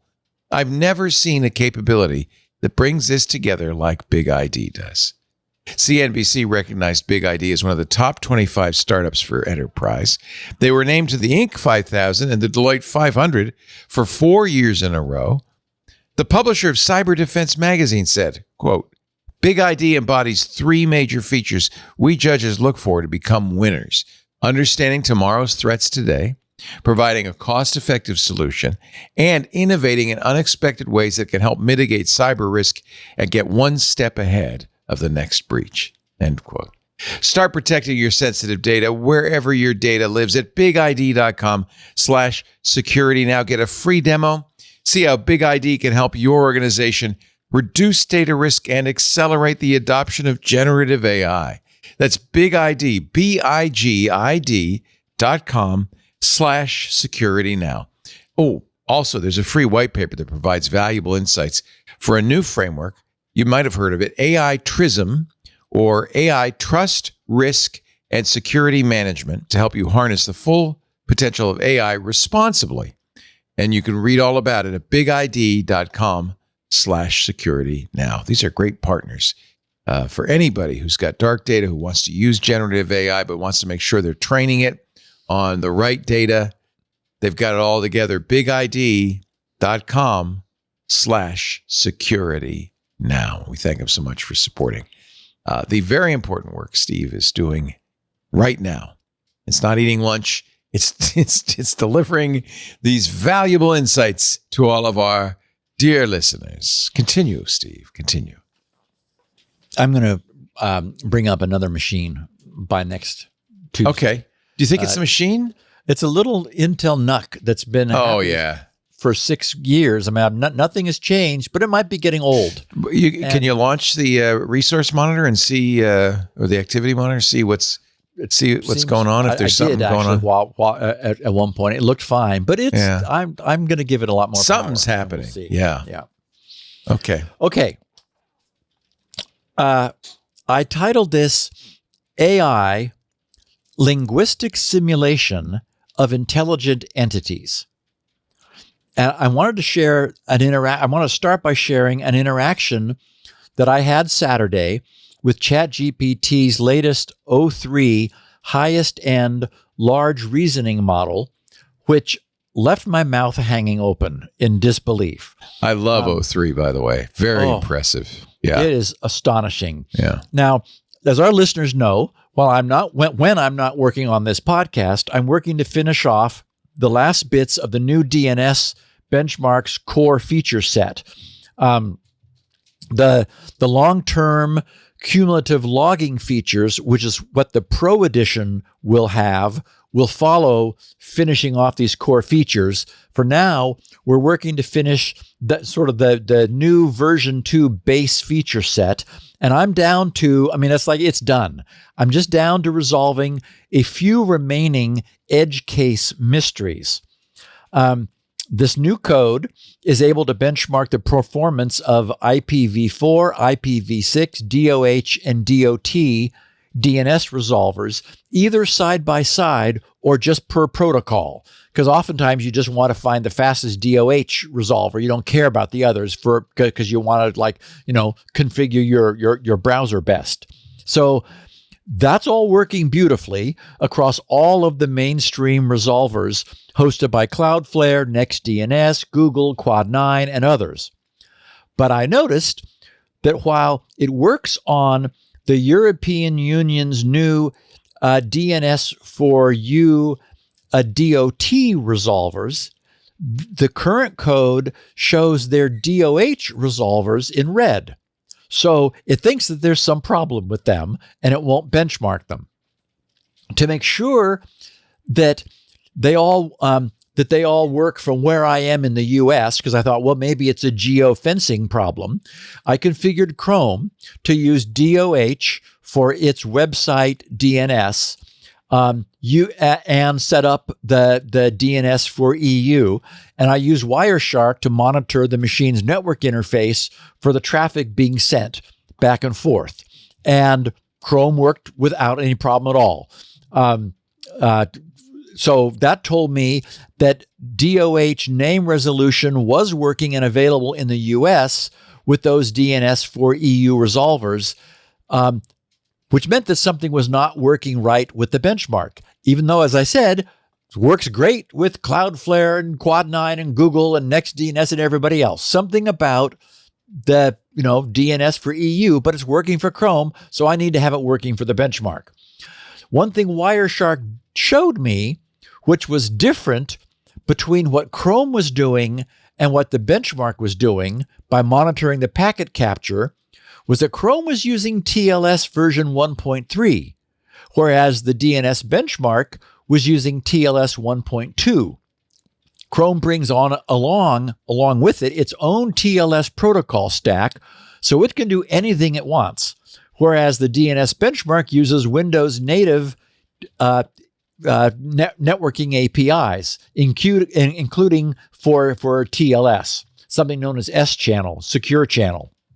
When I was originally implementing the benchmark's TLS protocol on Windows, I noticed online a great deal of confusion about whether Windows 10 offers TLS 1.3. So I needed to determine once and for all, is that what's the benchmark's not doing? Chrome's using 1.3, I'm using 1.2 with a benchmark. Is that the problem? So I needed to determine whether it might be possible for me to get Windows 10 to use TLS 1.3. Was it there? So the first thing I did, as I often do now, is ask ChatGPT. I decided to see what ChatGPT had to say, so I wrote the following prompt. I wrote, how can I use the Windows native TLS S-channel API under Windows 10 to establish a TLS v1.3 connection to a remote TCP TLS v1.3 server? Okay, now keep in mind, when I'm reading its reply, that this is a general purpose chatbot that can answer a universe of questions from, why does my navel accumulate lint, to how many angels can dance on the head of a pin. After thinking for 50 seconds, which is quite some time. Yeah, if you watch the second hand of a clock, 50 seconds is, it was grinding on this. And it performed 4 internet searches on its own and consulted 7 sources. ChatGPT replied to my question by writing, the short answer, you can't. What? It's like, wow. Then it said, Windows 10's S-channel SSP. Now just listen to every nuance of this. The short answer, you can't.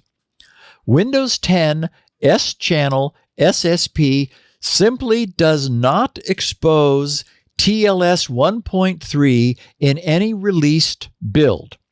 So an SSPI client that runs entirely on Windows 10 cannot negotiate a TLS 1.3 session, period. The highest version the platform will offer is TLS 1.2. Microsoft's own protocol support matrix makes this explicit. Then it quotes it, quote, TLS, quoting Microsoft, TLS 1.3 is supported starting in Windows 11 and Windows Server 2022. Enabling TLS 1.3 on earlier versions of Windows is not a safe system configuration, unquote. Then it provides the link for that reference. And it finishes, the SP _prot _ TLS 1 _ 3 _ client constant, and the newer SCH _ credentials structure were backported. And by the way, I had seen those, and this was the source of the confusion. So it understood the source of the confusion it intuited it, I guess, were backported to Windows 10 1809 for source compatibility, which it italicized for me. And the other places it did bold, those were its emphasis added, not mine. It's just astonishing. It said, but the underlying cryptographic engine that actually implements TLS 1.3 was never shipped in production Windows 10 builds. insider preview builds from 2022 to 2021 did contain an experimental TLS 1.3 implementation, but that code never graduated to the GA channel and is no longer available. Again, I just looked at this and I thought, what world are we now in where we have this technology?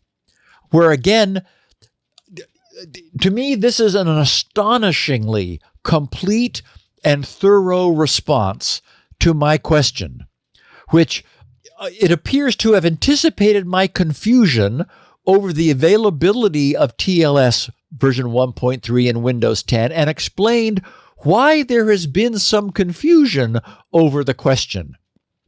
And I feel as though I should reiterate that this was not a model trained on this domain. It didn't know what I was going to ask. It could just as easily have answered a question about the optimal thread density in caftan robes.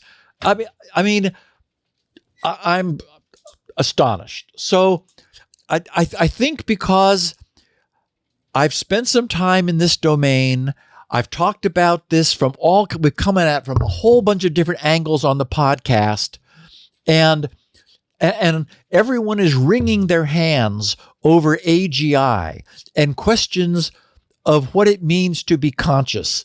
The emergence of these large language and large reasoning models, I think it's going to give cognitive scientists an entire new realm to explore. I mean, that's great for them. It'll be interesting to see where that goes once we figure out exactly what we've created.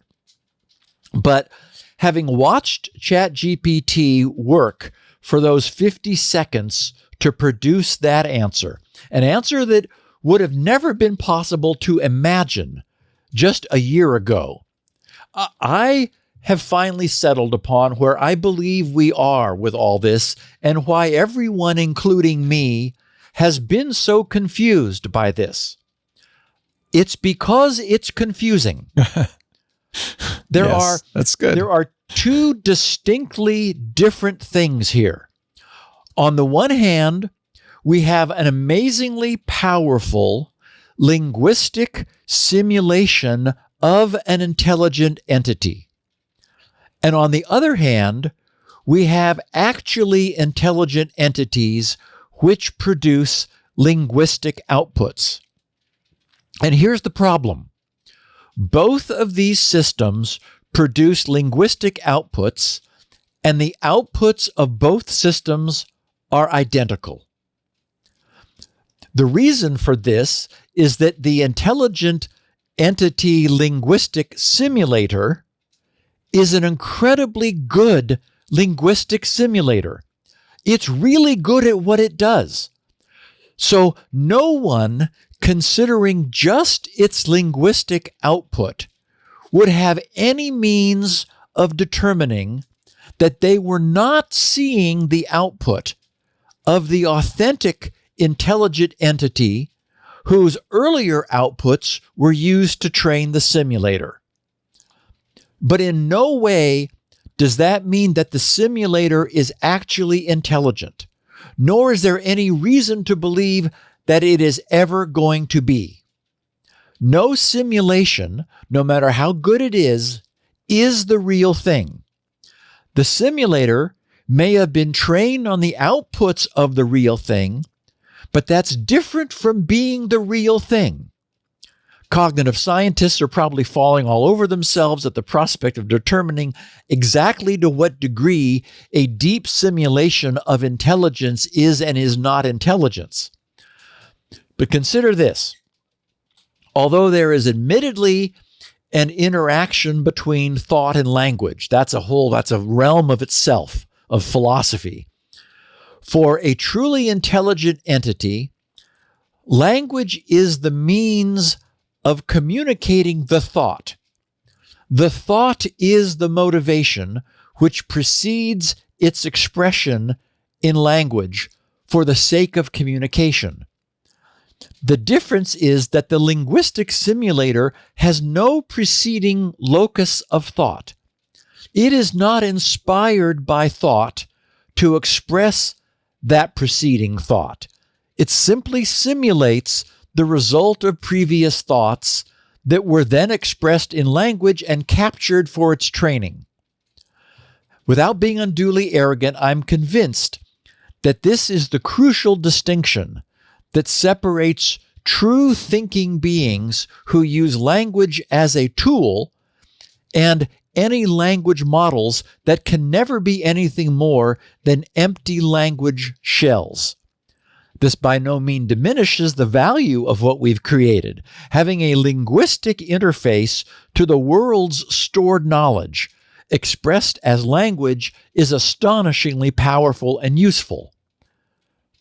But we are much more than that.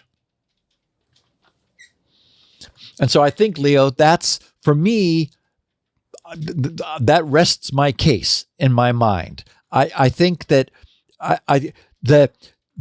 if you just look, the reason people are so confused is if you just examine the output, there is no difference.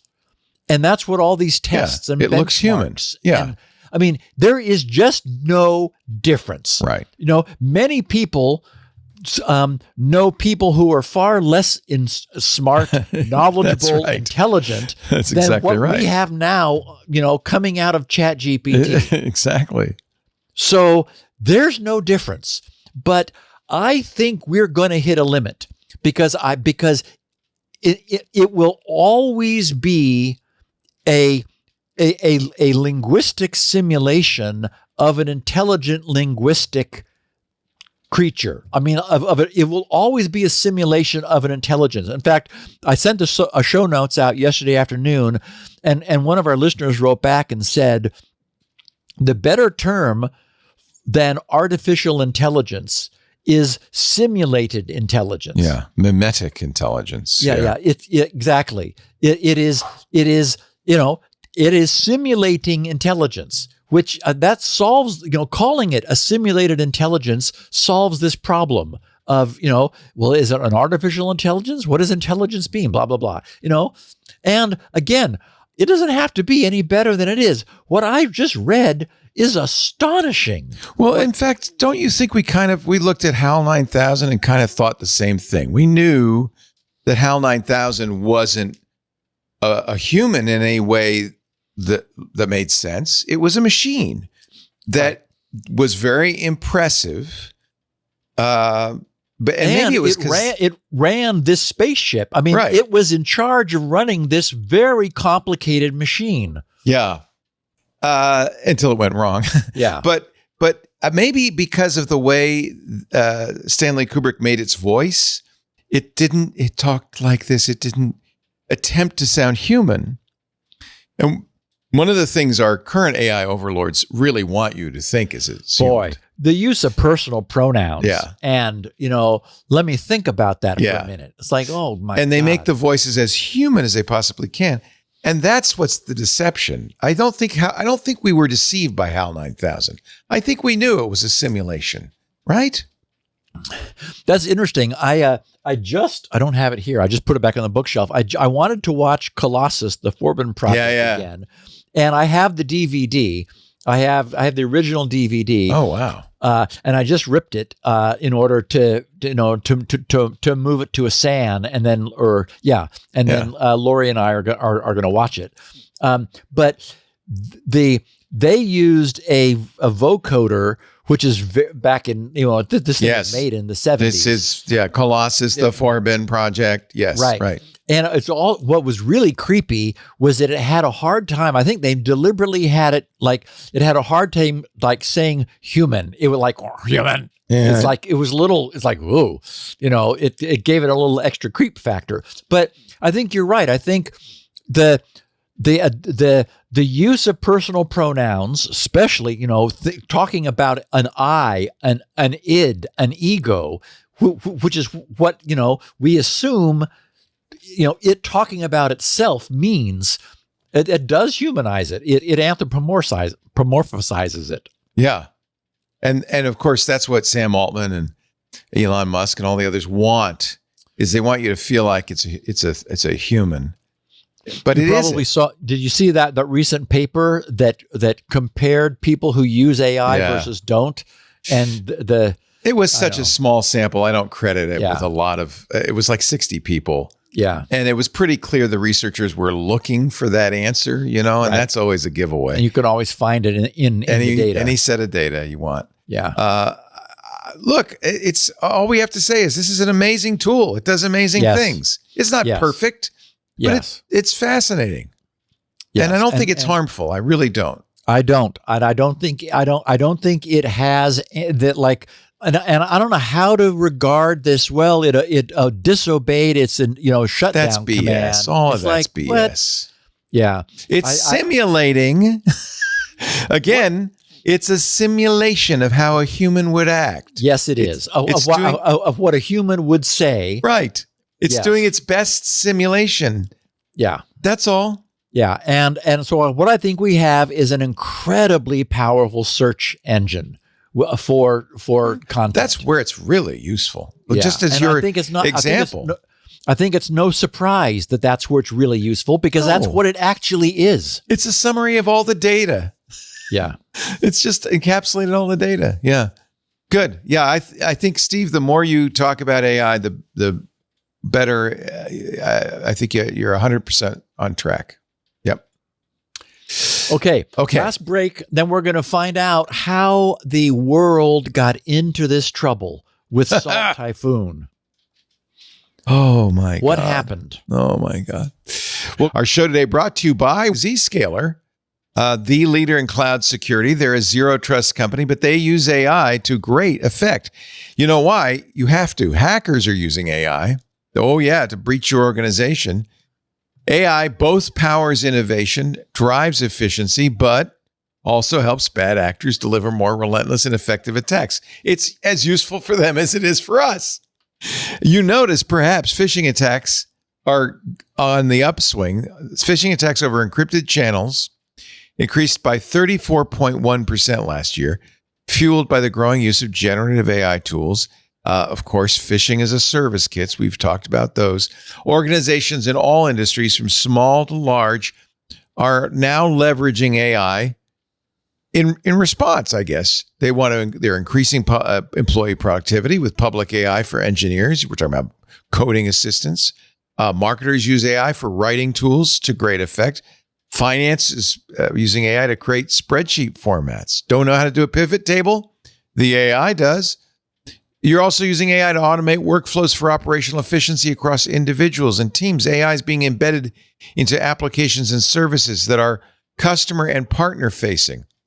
And ultimately, AI is helping us move faster in the market, helping you move faster in the market and gain a competitive advantage. But companies really need to rethink how they protect their private and public use of AI, and of course, how they defend against AI-powered attacks. I'll give you a reference here. Jason Kohler, he's the Chief Information Security Officer at Eaton Corporation, big company. They leverage Zscaler to embrace AI innovations and to combat AI threats. Here's his quote. Data loss detection has been very helpful for us. ChatGPT came out. We had no visibility into it. Zscaler was our key solution initially to help us understand who was going to it and what they were uploading, right? Traditional firewalls, VPNs, public-facing IPs expose your attack surface, and they're no match to hackers in the AI era. It's time for a modern approach. Zscaler's comprehensive zero-trust architecture plus AI ensures safe public AI productivity, protects the integrity of your private AI, and stops AI-powered attacks. This is a perfect example of AI being a double-edged sword. It's great for you, great for the bad guys, but you can thrive in the AI era with Zscaler Zero Trust Plus AI. Stay ahead of the competition.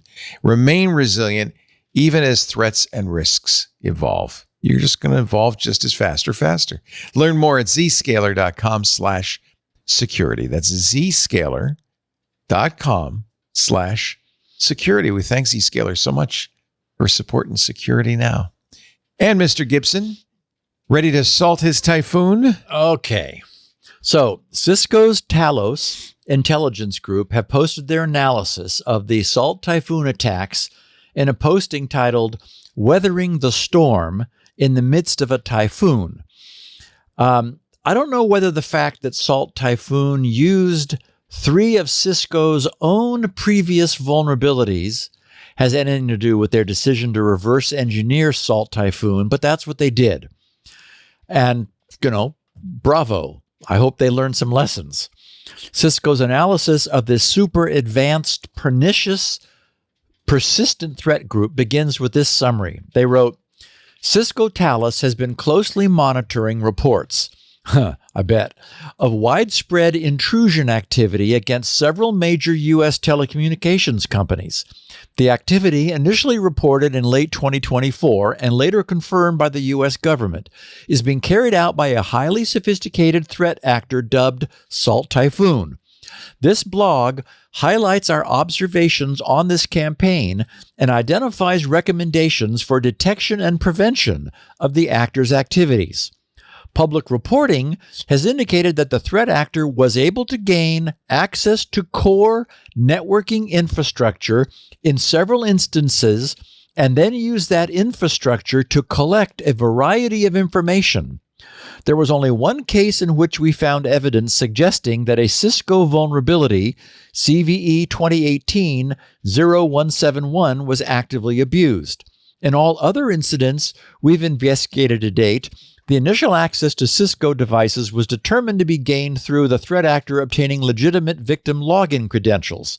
That's later contradicted, but we'll get there in a second. The threat actor then demonstrated their ability to persist in target environments across equipment from multiple vendors for extended periods, maintaining access in one instance for over 3 years.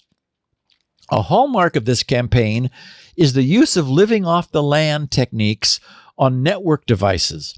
It's important to note that while the telecommunications industry is the primary victim, the advice contained herein is relevant to and should be considered by all infrastructure defenders. In other words, everybody with Cisco gear, which is pretty much everybody at the high end. No new Cisco vulnerabilities were discovered during this campaign. That's no new Cisco vulnerabilities. While there have been some reports that Salt Typhoon is abusing 3 other known Cisco vulnerabilities, we've not identified any evidence to confirm these claims, though others have. The vulnerabilities in question are listed below. Note that each of these CVEs have security fixes available. Again, patches available, patches never applied. The threat actors regularly use publicly available malicious tooling, in other words, proofs of concepts that are published often on GitHub or on the dark web, to exploit these vulnerabilities, making patching of these vulnerabilities imperative. No argument there. Therefore, they wrote, our recommendation, which is consistent with our standard guidance independent of this particular case, is always to follow best practices to secure network infrastructure. And of course, obviously, best practices says keep all your equipment patched up to date. Right. That would be nice. So then they list 3 CVEs.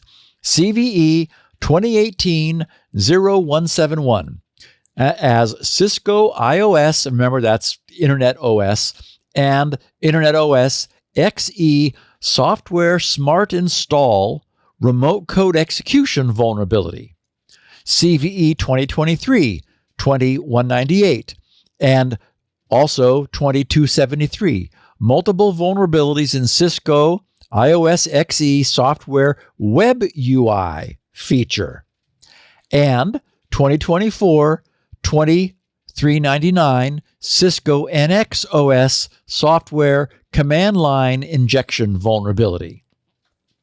Okay, now, the fact that a vulnerability, think about this, the fact that a vulnerability Cisco fixed back in 2018 was successfully used by Salt Typhoon to Cisco's own, with Cisco's own admission, this is what they saw, or anyone for that matter, to penetrate a major telecommunications vendor in 2024, and not just one, many in 2024, is difficult to explain away. By 2024, the patch for a 2018 vulnerability would have been 6 years old. So Cisco gear from before 2018 had been sitting without anyone considering its need for updating throughout that entire time, 6 years. And would you like to guess the CVSS score of that now 7-year-old vulnerability, CVE 2018-0171? Believe it or not, at the time it achieved, and still has, a whopping CVSS of 9.8, which, as we know, we rarely see. You have to really work to get a CVSS of 9.8. This is why I stated earlier that our current system of relying upon the timely or any post-sales maintenance of equipment on a security perimeter is fundamentally broken. We cannot rely on it. Web servers are certainly not permitted to be using any certificate that expired 6 years before, but critical networking gear is allowed to continue operating month after month and year after year with effectively expired firmware containing critical known CVSS 9.8 scale vulnerabilities. So what different activities did Cisco observe on the part of these threat actors known to be Chinese state-sponsored Salt Typhoon? Under credential use and expansion, Cisco wrote of these attacks which they observed, the use of valid stolen credentials has been observed throughout this campaign. Though it is unknown at this time exactly how the initial credentials in all cases were obtained by the threat actor, we've observed the threat actor actively attempting to acquire additional credentials by obtaining network device configurations and deciphering local accounts with weak password types, a security configuration that allows users to store passwords using cryptographically weak methods. In addition, we've observed the threat actor capturing SNMP, TACACS, and radius traffic, including the secret keys used between network devices and TACACS radius servers. The intent of this traffic capture is almost certainly to enumerate additional credential details for follow-on use. Then we have configuration exfiltration. They wrote, in numerous instances, the threat actor exfiltrated device configurations, often over TFTP and or FTP. These configurations often contain sensitive authentication material, such as SNMP read-write community strings and local accounts with weak password encryption types in use. The weak encryption password type would allow an attacker to trivially decrypt the password itself online. In addition to the sensitive authentication material, configurations often contain named interfaces, which might allow an attacker to better understand the upstream and downstream network segments and use this information for additional reconnaissance and subsequent lateral movement within the network. So they were in there, they were exfiltrating everything that they could get their hands on, and unfortunately, when you're actually looking at the traffic where you assume no one should ever be, there are lots of secrets there and lots of useful information that tells you where to find other secrets. Under infrastructure pivoting, they said a significant part of this campaign is marked by the actors' continued movement or pivoting through compromised infrastructure. This machine-to-machine pivoting or jumping is likely conducted for a couple of reasons. First, it allows the threat actor to move within a trusted infrastructure set where network communications might not otherwise be permitted. Additionally, connections from this type of infrastructure are less likely to be flagged as suspicious by network defenders, allowing the threat actor to remain undetected. The threat actor also pivoted from a compromised device operated by one telecom to target a device in another telecom. We believe that the device associated with the initial telecom was merely used as a hop point and not the intended final target in several instances. Some of these hop points were also used as a first hop for outbound data exfiltration operations. Much of this pivoting included the use of network equipment from a variety of different manufacturers. And finally, under configuration modification, they said, we observed that the threat actor had modified devices running configurations, as well as the subsystems associated with both bash and guest shell. They said in parens, guest shell is a Linux-based virtual environment that runs on Cisco devices and allows users to execute Linux commands and utilities, including bash. Now, I'll just stop to say that what this means is that we've got Cisco devices which are being penetrated that are now powerful enough. They're just not switches, dumb switches with access control lists where packets get routed. They are sophisticated enough to be running Linux-based virtual environments and commands. So these are computers on the edge that have serious vulnerabilities that have not been, these are computers that haven't been patched in 7 years. No Linux user would do that. And they're critical infrastructure machines. So they said, running configuration modifications they saw included the loopback interface IP address was modified. GRE tunnel creation and use, meaning setting up outbound encrypted tunnels to exfiltrate whatever they wanted. Creation of unexpected local accounts. ACL modifications, access control lists. SNMP community string modifications, changing how SNMP access can be done remotely. HTTP and HTTPS server modifications on both standard and non-standard ports. So setting up local servers so they can access content remotely.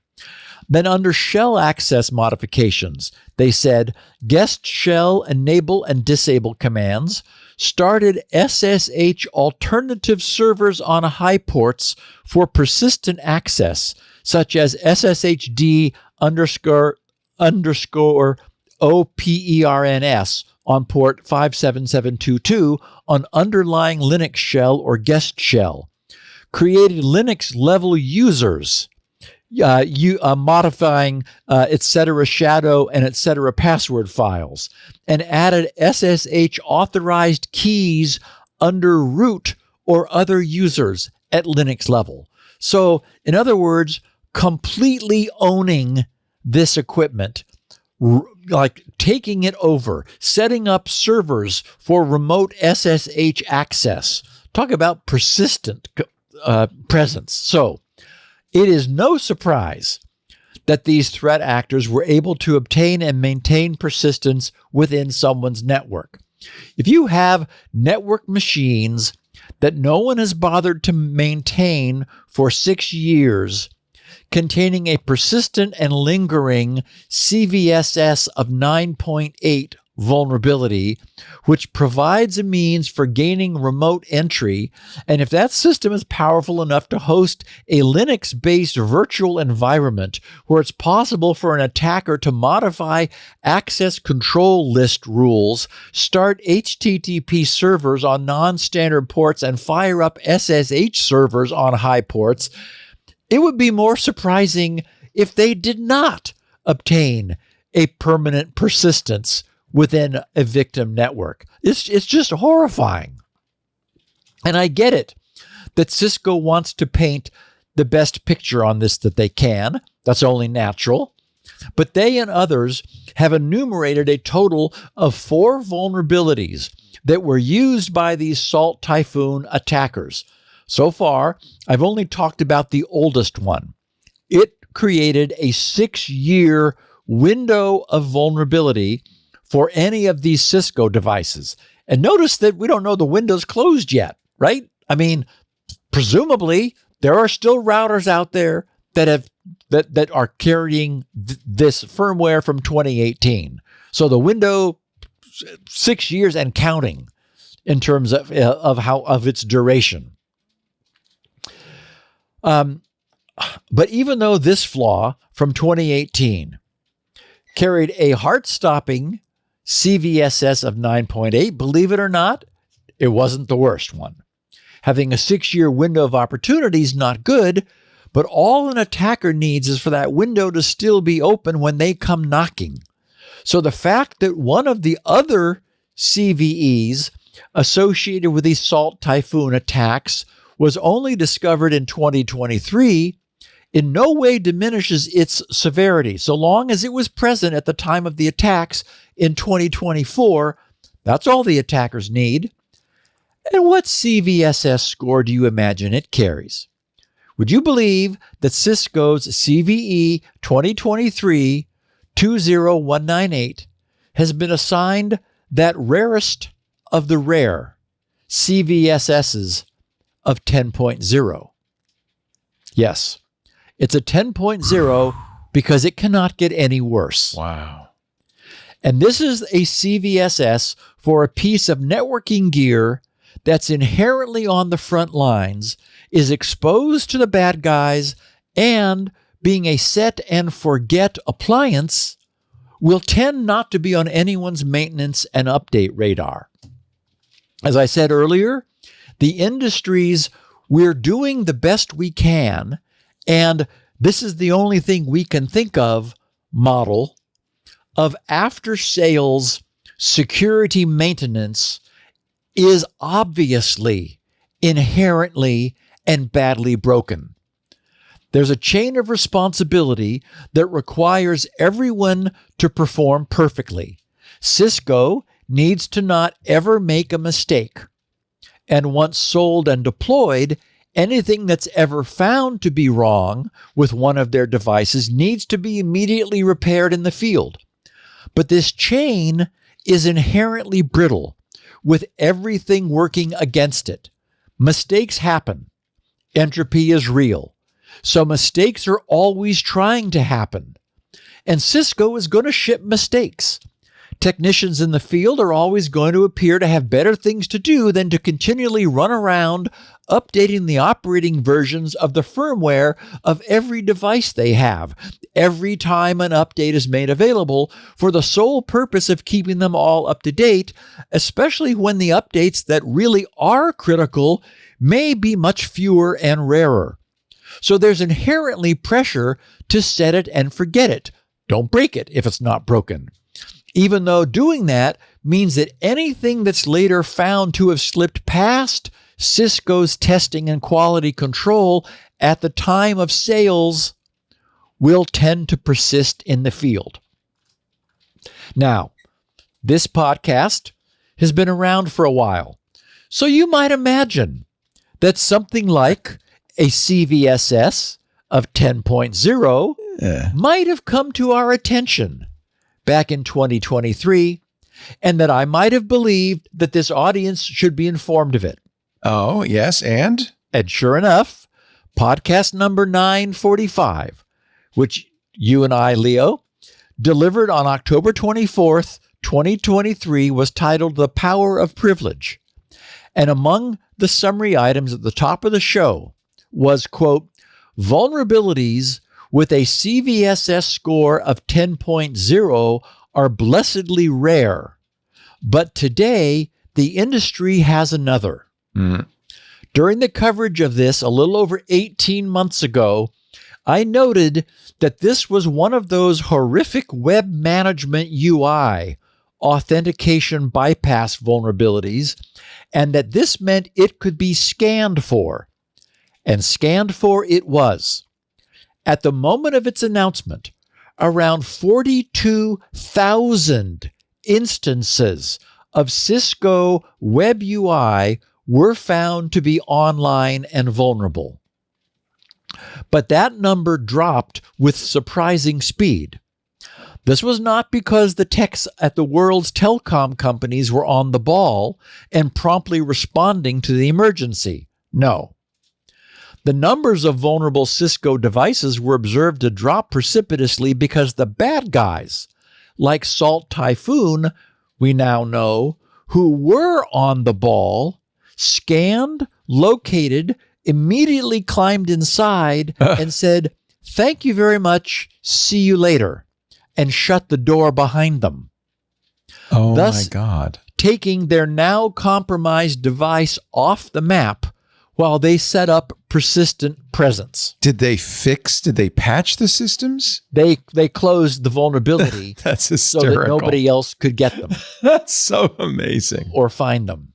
Holy cow. Now, we often talk about these vulnerabilities in the abstract, right? As we did just over a year and a half ago in this instance, because that's normally all we have is an abstraction. It's not often that we're able to follow up with a whatever happened with that horrific 10.0.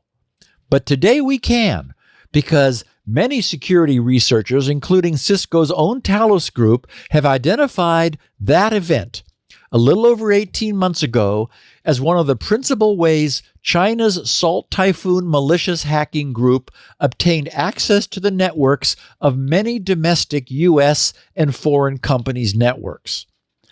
We now know what a disaster has ensued from that event, and given the 42,000 initially vulnerable networks scale of this, that it's 42,000 networks, it's also clear why no one can be really sure that Salt Typhoon has been completely expunged from every network they penetrated. There are just too many of them. And they weren't all telecom companies. That's just what's making the news now.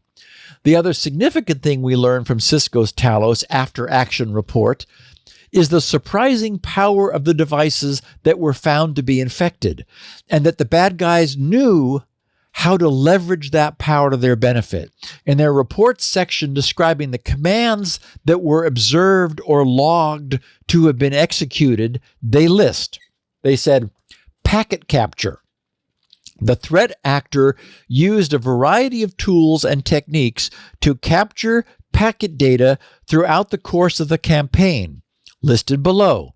Then they list TCP dump, a portable command line utility used to capture packet data at the underlying OS system level. TPA cap, Cisco iOS XR command line utility used to capture packets being sent to or from a given interface via NetIO at the underlying OS level.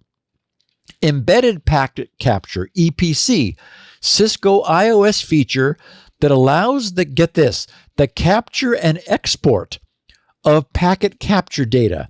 Then they show the command monitor capture cap export FTP : and then a URL of an FTP server. When I talked about the concerning power of the Cisco devices the attackers had access to, this is what I meant.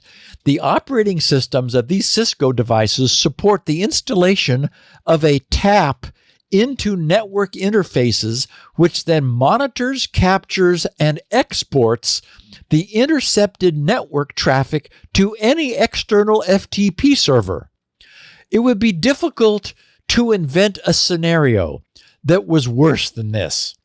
If this appeared in the plot of some network hacking movie, I'd raise my eyebrows and think, oh yeah, right. But the attackers were observed to be using those commands on Cisco's compromised gear. It's no wonder the title of Talos's disclosure is Weathering the Storm. To give a deeper sense for the sophistication of Salt Typhoon, Cisco describes a custom utility they discovered that Salt Typhoon had written just for this purpose under the heading Operational Utility Jumbled Path. They explain, the threat actor used a custom-built utility dubbed Jumbled Path, which allowed them to execute a packet capture on a remote Cisco device through an actor-defined jump host. This tool also attempted to clear logs and impair logging along the jump path and return the resultant compressed, encrypted capture. So it's encrypting and compressing the capture via another unique series of actor-defined connections or jumps. This allowed the threat actor to create a chain of connections and perform the capture on a remote device. The use of this utility would help to obfuscate the original source and ultimate destination of the request and would also allow its operator to move through potentially otherwise non-publicly reachable or routable devices or infrastructure. This utility was written in Go and compiled as an ELF binary using an x86-64 architecture. Compiling the utility using this architecture makes it widely usable across Linux operating systems, which also includes a variety of multi-vendor network devices. This utility was found in actor-configured guest shell instances on Cisco Nexus devices. You know, we're really talking about full penetration here. Ouch. And what's more chilling is that there's really no way to know where these guys might still be. And you really have to blame Cisco for leaving that door wide open. Yes. That's appalling. It is appalling. And we're going to get to appalling in a second. Salt Typhoon also invested in bypassing and evading any defenses. Talos explained, the threat actor repeatedly modified the address of the loopback interface on a compromised switch and used that interface as the source of SSH connections to additional devices within the target environment, allowing them to effectively bypass access control lists in place on those devices.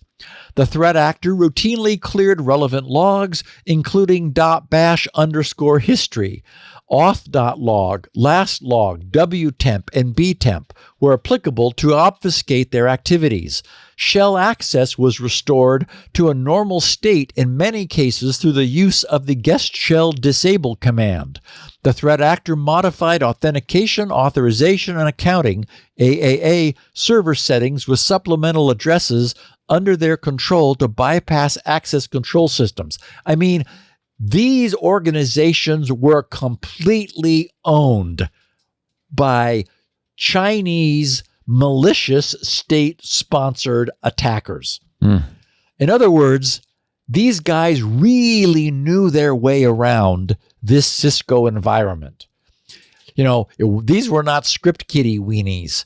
It would be fascinating to have something we'll likely never see, which would be the Salt Typhoon view of this. Did they discover or learn of this Cisco CVSS 10.0 vulnerability, then immediately jump on, scan, find them, jump on them, crawl inside, close the door behind them, and only then tool up and hone their expertise to this level?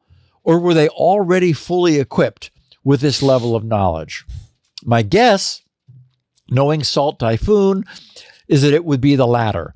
I suspect they were already well versed in Cisco exploit operations, which had probably been conducted, previously on a much smaller scale. And then this mother lode of a publicly exposed 10.0 login authentication bypass fell into their lap so that they already knew what to do. It was only a matter of identifying victims and doing it all quickly enough.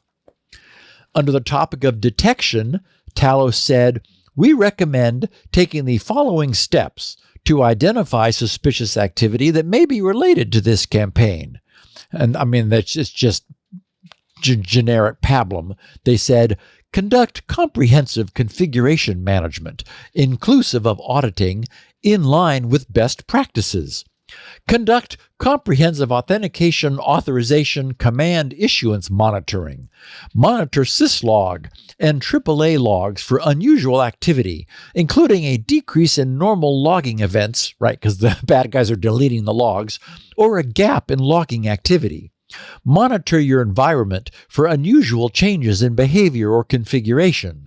Profile, fingerprint via NetFlow and port scanning network devices for a shift in surface view, including new ports opening and closing, and traffic to or from. Where possible, develop NetFlow visibility to identify unusual volumetric changes. Look for non-empty or unusually large .bash_history files. Additional identification and detection can be performed using Cisco forensic guides." Now, okay, none of that's surprising. It's all very generic.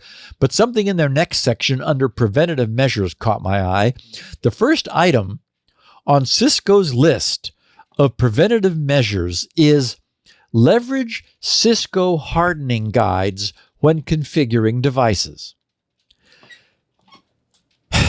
The fact that there's a hardening guide suggests that even today, Cisco still doesn't get it. It would be like 10 years ago, Cisco's hardening guide saying, "Be sure to delete the default admin credentials shipped with your Cisco device." As we'll recall, Cisco was once actually doing that. In other words, there should not be any guide for hardening a device. Shouldn't be necessary. The only guide available should be for optionally loosening a device's security. Oh, I like that. It ought to be difficult Yes. and require deliberate work to make any such device insecure. There should never be optional advice. Leverage Cisco hardening guides when configuring devices.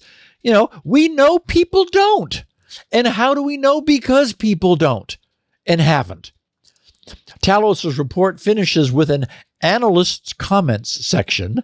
This should be interesting. They write, "There are several reasons to believe this activity is being carried out by a highly sophisticated, well-funded threat actor, including the targeted nature of this campaign, the deep levels of developed access into victim networks, and the threat actor's extensive technical knowledge. Furthermore, the long timeline of this campaign suggests a high degree of coordination, planning, and patience, standard hallmarks of advanced persistent threat, APT, and state-sponsored actors. During this investigation, we observed additional pervasive targeting of Cisco devices." Yeah, gee, why do you think they were targeting Cisco? "With exposed smart install, SMI, and the subsequent abuse of CVE 2018-0171, a vulnerability in the start and small feature of Cisco iOS and iOS XE software. This activity appears to be unrelated to the Salt Typhoon operations, and we have not yet been able to attribute it to a specific actor. The IP addresses provided as observables are associated with this potentially unrelated SMI activity. Legacy devices with known vulnerabilities, such as Smart Install, should be patched." Wouldn't that be nice? "And decommissioned, okay, if no longer in use." Well, we know they're in use because they're on the front lines. Wouldn't it be nice if that was the world we were living in? Again, all of our real-world experience informs us that it's not. There were 42,000 instances of that vulnerability, that backdoor open in 2023 when we talked about it in October of that year. They wrote, even if the device is a non-critical device or carries no traffic, it may be used as an entry door for the threat actor to pivot to other more critical devices. The findings in this blog represent Cisco Talos' understanding of the attacks outlined herein. This campaign and its impact are still being researched, and the situation continues to evolve. As such, this post may be updated at any time to reflect new findings or adjustments to assessments. Okay, so we've achieved an unfortunate bit of closure regarding a very serious Cisco flaw that woke up the entire security world a little more than 18 months ago. At the time that we covered this, I wrote the following for that podcast. This first known instance of attacks against Cisco's iOS XE-based routers and switches, which appear to have been initial proof of concept probing incursions, occurred at the end of last month on the 28th. So that would have been September of 2023, 2023. I wrote, then more than 3 weeks passed before Cisco finally released the first fixes last month, October 16th. During the intervening 3 weeks, more than 42,000 of Cisco's iOS XE-based devices were compromised.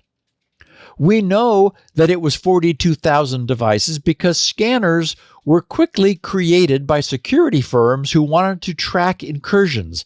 And in response to the visibility of their initial implants, the perpetrators of these attacks updated their malware to make it less visible. And we know at least some of what became of those devices. China's Salt Typhoon group assessed their massive inventory of access, discovered that they were now inside the networks of the world's telecom providers, not to mention some large ISPs and even Digital Realty, one of the largest cloud providers, then began taking advantage of their newfound access for espionage and spying. Are they gone? Have all 42,000 instances of their intrusion been found and removed? Given everything we know of the way today's networks are being managed, that's not a bet I would take. Every listener of this podcast knows that I draw a clear distinction between mistakes and policies. Mistakes happen, but policies are deliberate. In this case, I must take issue with Cisco's deliberate design, and design is policy, of its crucial web management interface. We know for a fact that some 42,000 instances of their XE-class devices had web management exposed globally. Web management exposed globally. It should not be possible to expose web management globally because there is no management defensible reason for ever allowing global access to a high-end device's public management interface. Everyone listening to this podcast also knows what a fan of simple IP filtering I am. I'm a fan because the technology is so simple and it offers so much leverage. So, okay, sure. Allow a single remote IP or several specific remote IPs, or perhaps a /24 Class C size network block to be specified to have remote access.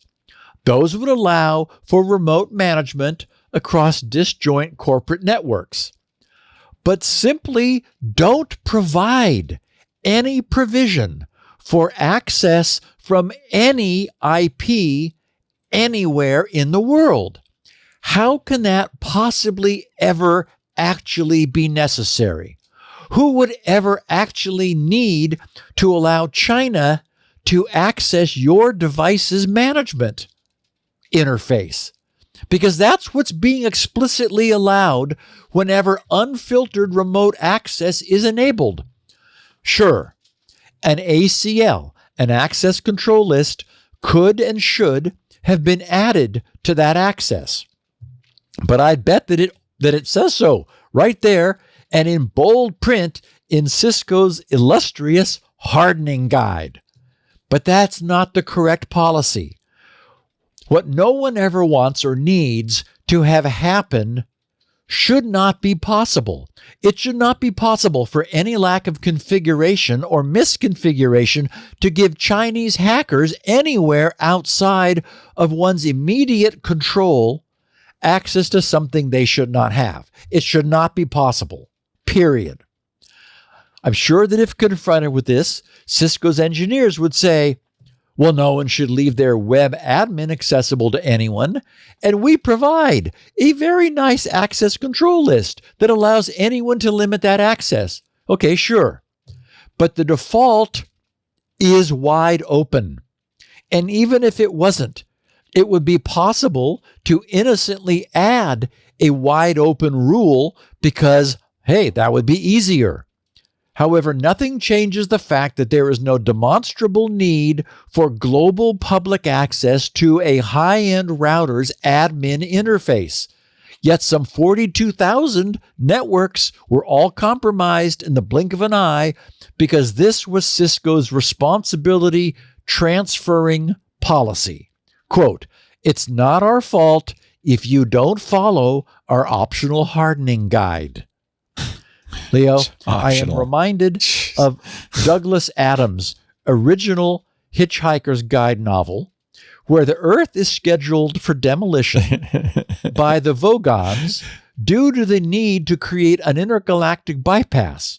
And the novel's protagonist, Arthur Dent, says, "What are you talking about? You can't just destroy the Earth." And he's told that all the proper notices and required paperwork had been filed with the local galactic sector office some time ago. Similarly, why are they complaining that 42,000 of our XE-class devices were all just taken over by Chinese military hackers? Didn't they read the hardening guide that we prepared? It was stored in the basement of the building in the third arm of the galaxy. Yeah. It's amazing. And they should really be. I didn't realize Salt Typhoon was all their fault. I thought it was SS7 and a variety of other things. Cisco. It's really the Cisco thing. Cisco. Man, they need to really take responsibility for this. And so the fix would be to patch these routers, but how do you if they're already in there, how do you get rid of them? That's the problem. As you and I said 20 years ago, if you have malware in your PC, you can't trust it anymore. You never know. Yeah. You can never trust it. I mean, we know that malware can live in printers. Right. So or bad cameras. Guys are going to get it. Cameras. Yeah. I mean, it could be anywhere inside. And when you're talking about AT&T, they don't even know the wires they have. I mean, it's astonishing. I mean, it's like, for years and years and years on this podcast, there's been a tendency to say, whoa, the sky is falling. Oh, we've got well, this is what that looks like. It's not the end of life on Earth, but the U.S.'s networks have fallen to Chinese military. And they can't be fixed in a reasonable way. You don't know where they are. And people, might take issue with your idea that you can make software perfect. But this is so much the opposite of perfect. You definitely shouldn't have software with an open portal on a networking device and then say, well, you didn't harden it. It's your fault. And my point was, it should not be possible to allow any IP to access the management interface? What possible need is there? You know what network or a couple IPs should have access to that management interface. So we've long ago learned username and password doesn't cut it. No one should have access. And if you simply drop any IP packet coming in, it doesn't matter if you then discover a vulnerability later. Nobody can connect to that port. And there's no reason Cisco should have ever allowed it. It's hubris on their part. And laziness. Yeah. And they're not suffering a consequence at all in any way, of course. No. Because their license agreement, their attorneys are all over us saying, well, we did all this is the best effort. Everybody knows things are not perfect, and we aren't either. And you use this at your own risk, and any damage that befalls you is yours. And if you don't want that, then don't buy it. The real problem is that the damage is not to the users of the Cisco equipment, but to their customers. Right. And that was the point that the Canadian posting meant. The telecom service providers, the people that they are selling telecom services to, it's like back in the days where that dental managed service provider infected all the dental offices that were using them as their service provider. Well, this is a telecom service provider. All of their clients, all of their customers are now victim. Yeah. Steve, you've done it again. You've raised awareness. I don't know if we fixed the world's problems, but at least people understand a little bit better about why they exist and who's responsible for them. So that's a good thing. Steve Gibson does this show every Tuesday, 11 a.m. I'm sorry. It's after MacBreak Weekly. That's at 11 a.m. We do this show at 1:30 p.m. Pacific, 4:30 Eastern, 20:30 UTC. We stream it live, so if you need the freshest version of the show, you can get it. Actually, there's an even fresher version I'll tell you about in a second. But if you want to watch live, we are on 8 different platforms. For our Club TWiT members, our valued Club TWiT members, you guys know who you are, and we are so grateful to you for your support. They're the ones who put together about 25% of our operating expenses. If you're in the club, you can watch on the Discord. Although Discord never was designed for streaming video, so a lot of people choose to watch on some of the other platforms. We're also open to the public on YouTube, Twitch, TikTok, Facebook, LinkedIn, X.com, and Kick. So pick your poison. In some cases, pick your platform and watch live. After the fact, on-demand versions of the show are available in 2 different places.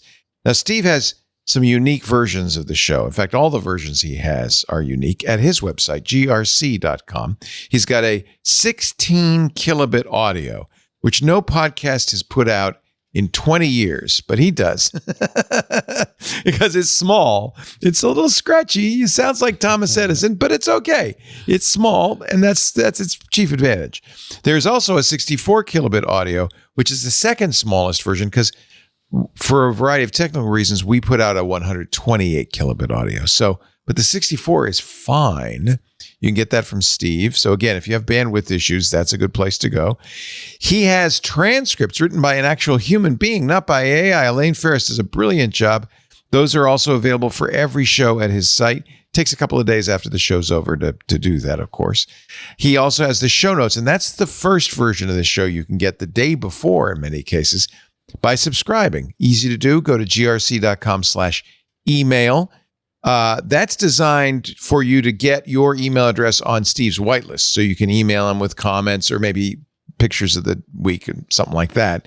But you'll see when you put in your email address below it, there are 2 unchecked boxes because Steve's cool. There are 2 unchecked boxes, one for his weekly show notes email and one for a very irregular email about new products like we're all waiting with bated breath for the DNS Benchmark Pro. You'll get an email when that's available. So that's probably worth signing up to both of those. But again, that's grc.com/email. You got to check the boxes yourself. You got to choose it. Let's see. What else? Oh, while you're there, if you don't already have a copy, and I can't imagine there's anyone who doesn't, but if you don't already have maybe somebody who doesn't have mass storage of any kind, I don't know who that would be, but if you have technology, you probably have mass storage. And if you have mass storage, you definitely need SpinRite. It's Steve's bread and butter. It's the world's best mass storage maintenance, recovery, and performance-enhancing utility. Yes, it works with SSDs. Just get it at grc.com. Lots of other free stuff, including Shields Up, which is one of the oldest and best and still operating network utilities to check to see if your router is opening up your ports to the public. Well, that's just lots of stuff. It's a fun place to go if you've got an app. Wait till you got an afternoon and spend some time browsing around. grc.com. We have, as I said, 128 kilobit audio and some form of video. I guess it's 1080. I don't know what it is, but I think it's 1080i. It's whatever it is. It's up at the website. Find out for yourself at twit.tv/SN for security. Now, there's a link there to the YouTube channel. That might be a little bit higher quality. I don't know, but you can use that to share clips. A good way to, if your company's using Cisco routers, for instance, you might want to just send them a little clip from the show and say, have you read the hardening guide? Maybe you should. That's a great way to do it. YouTube makes that very easy. Honestly, the best thing to do, subscribe to the show. That way you don't ever miss an episode.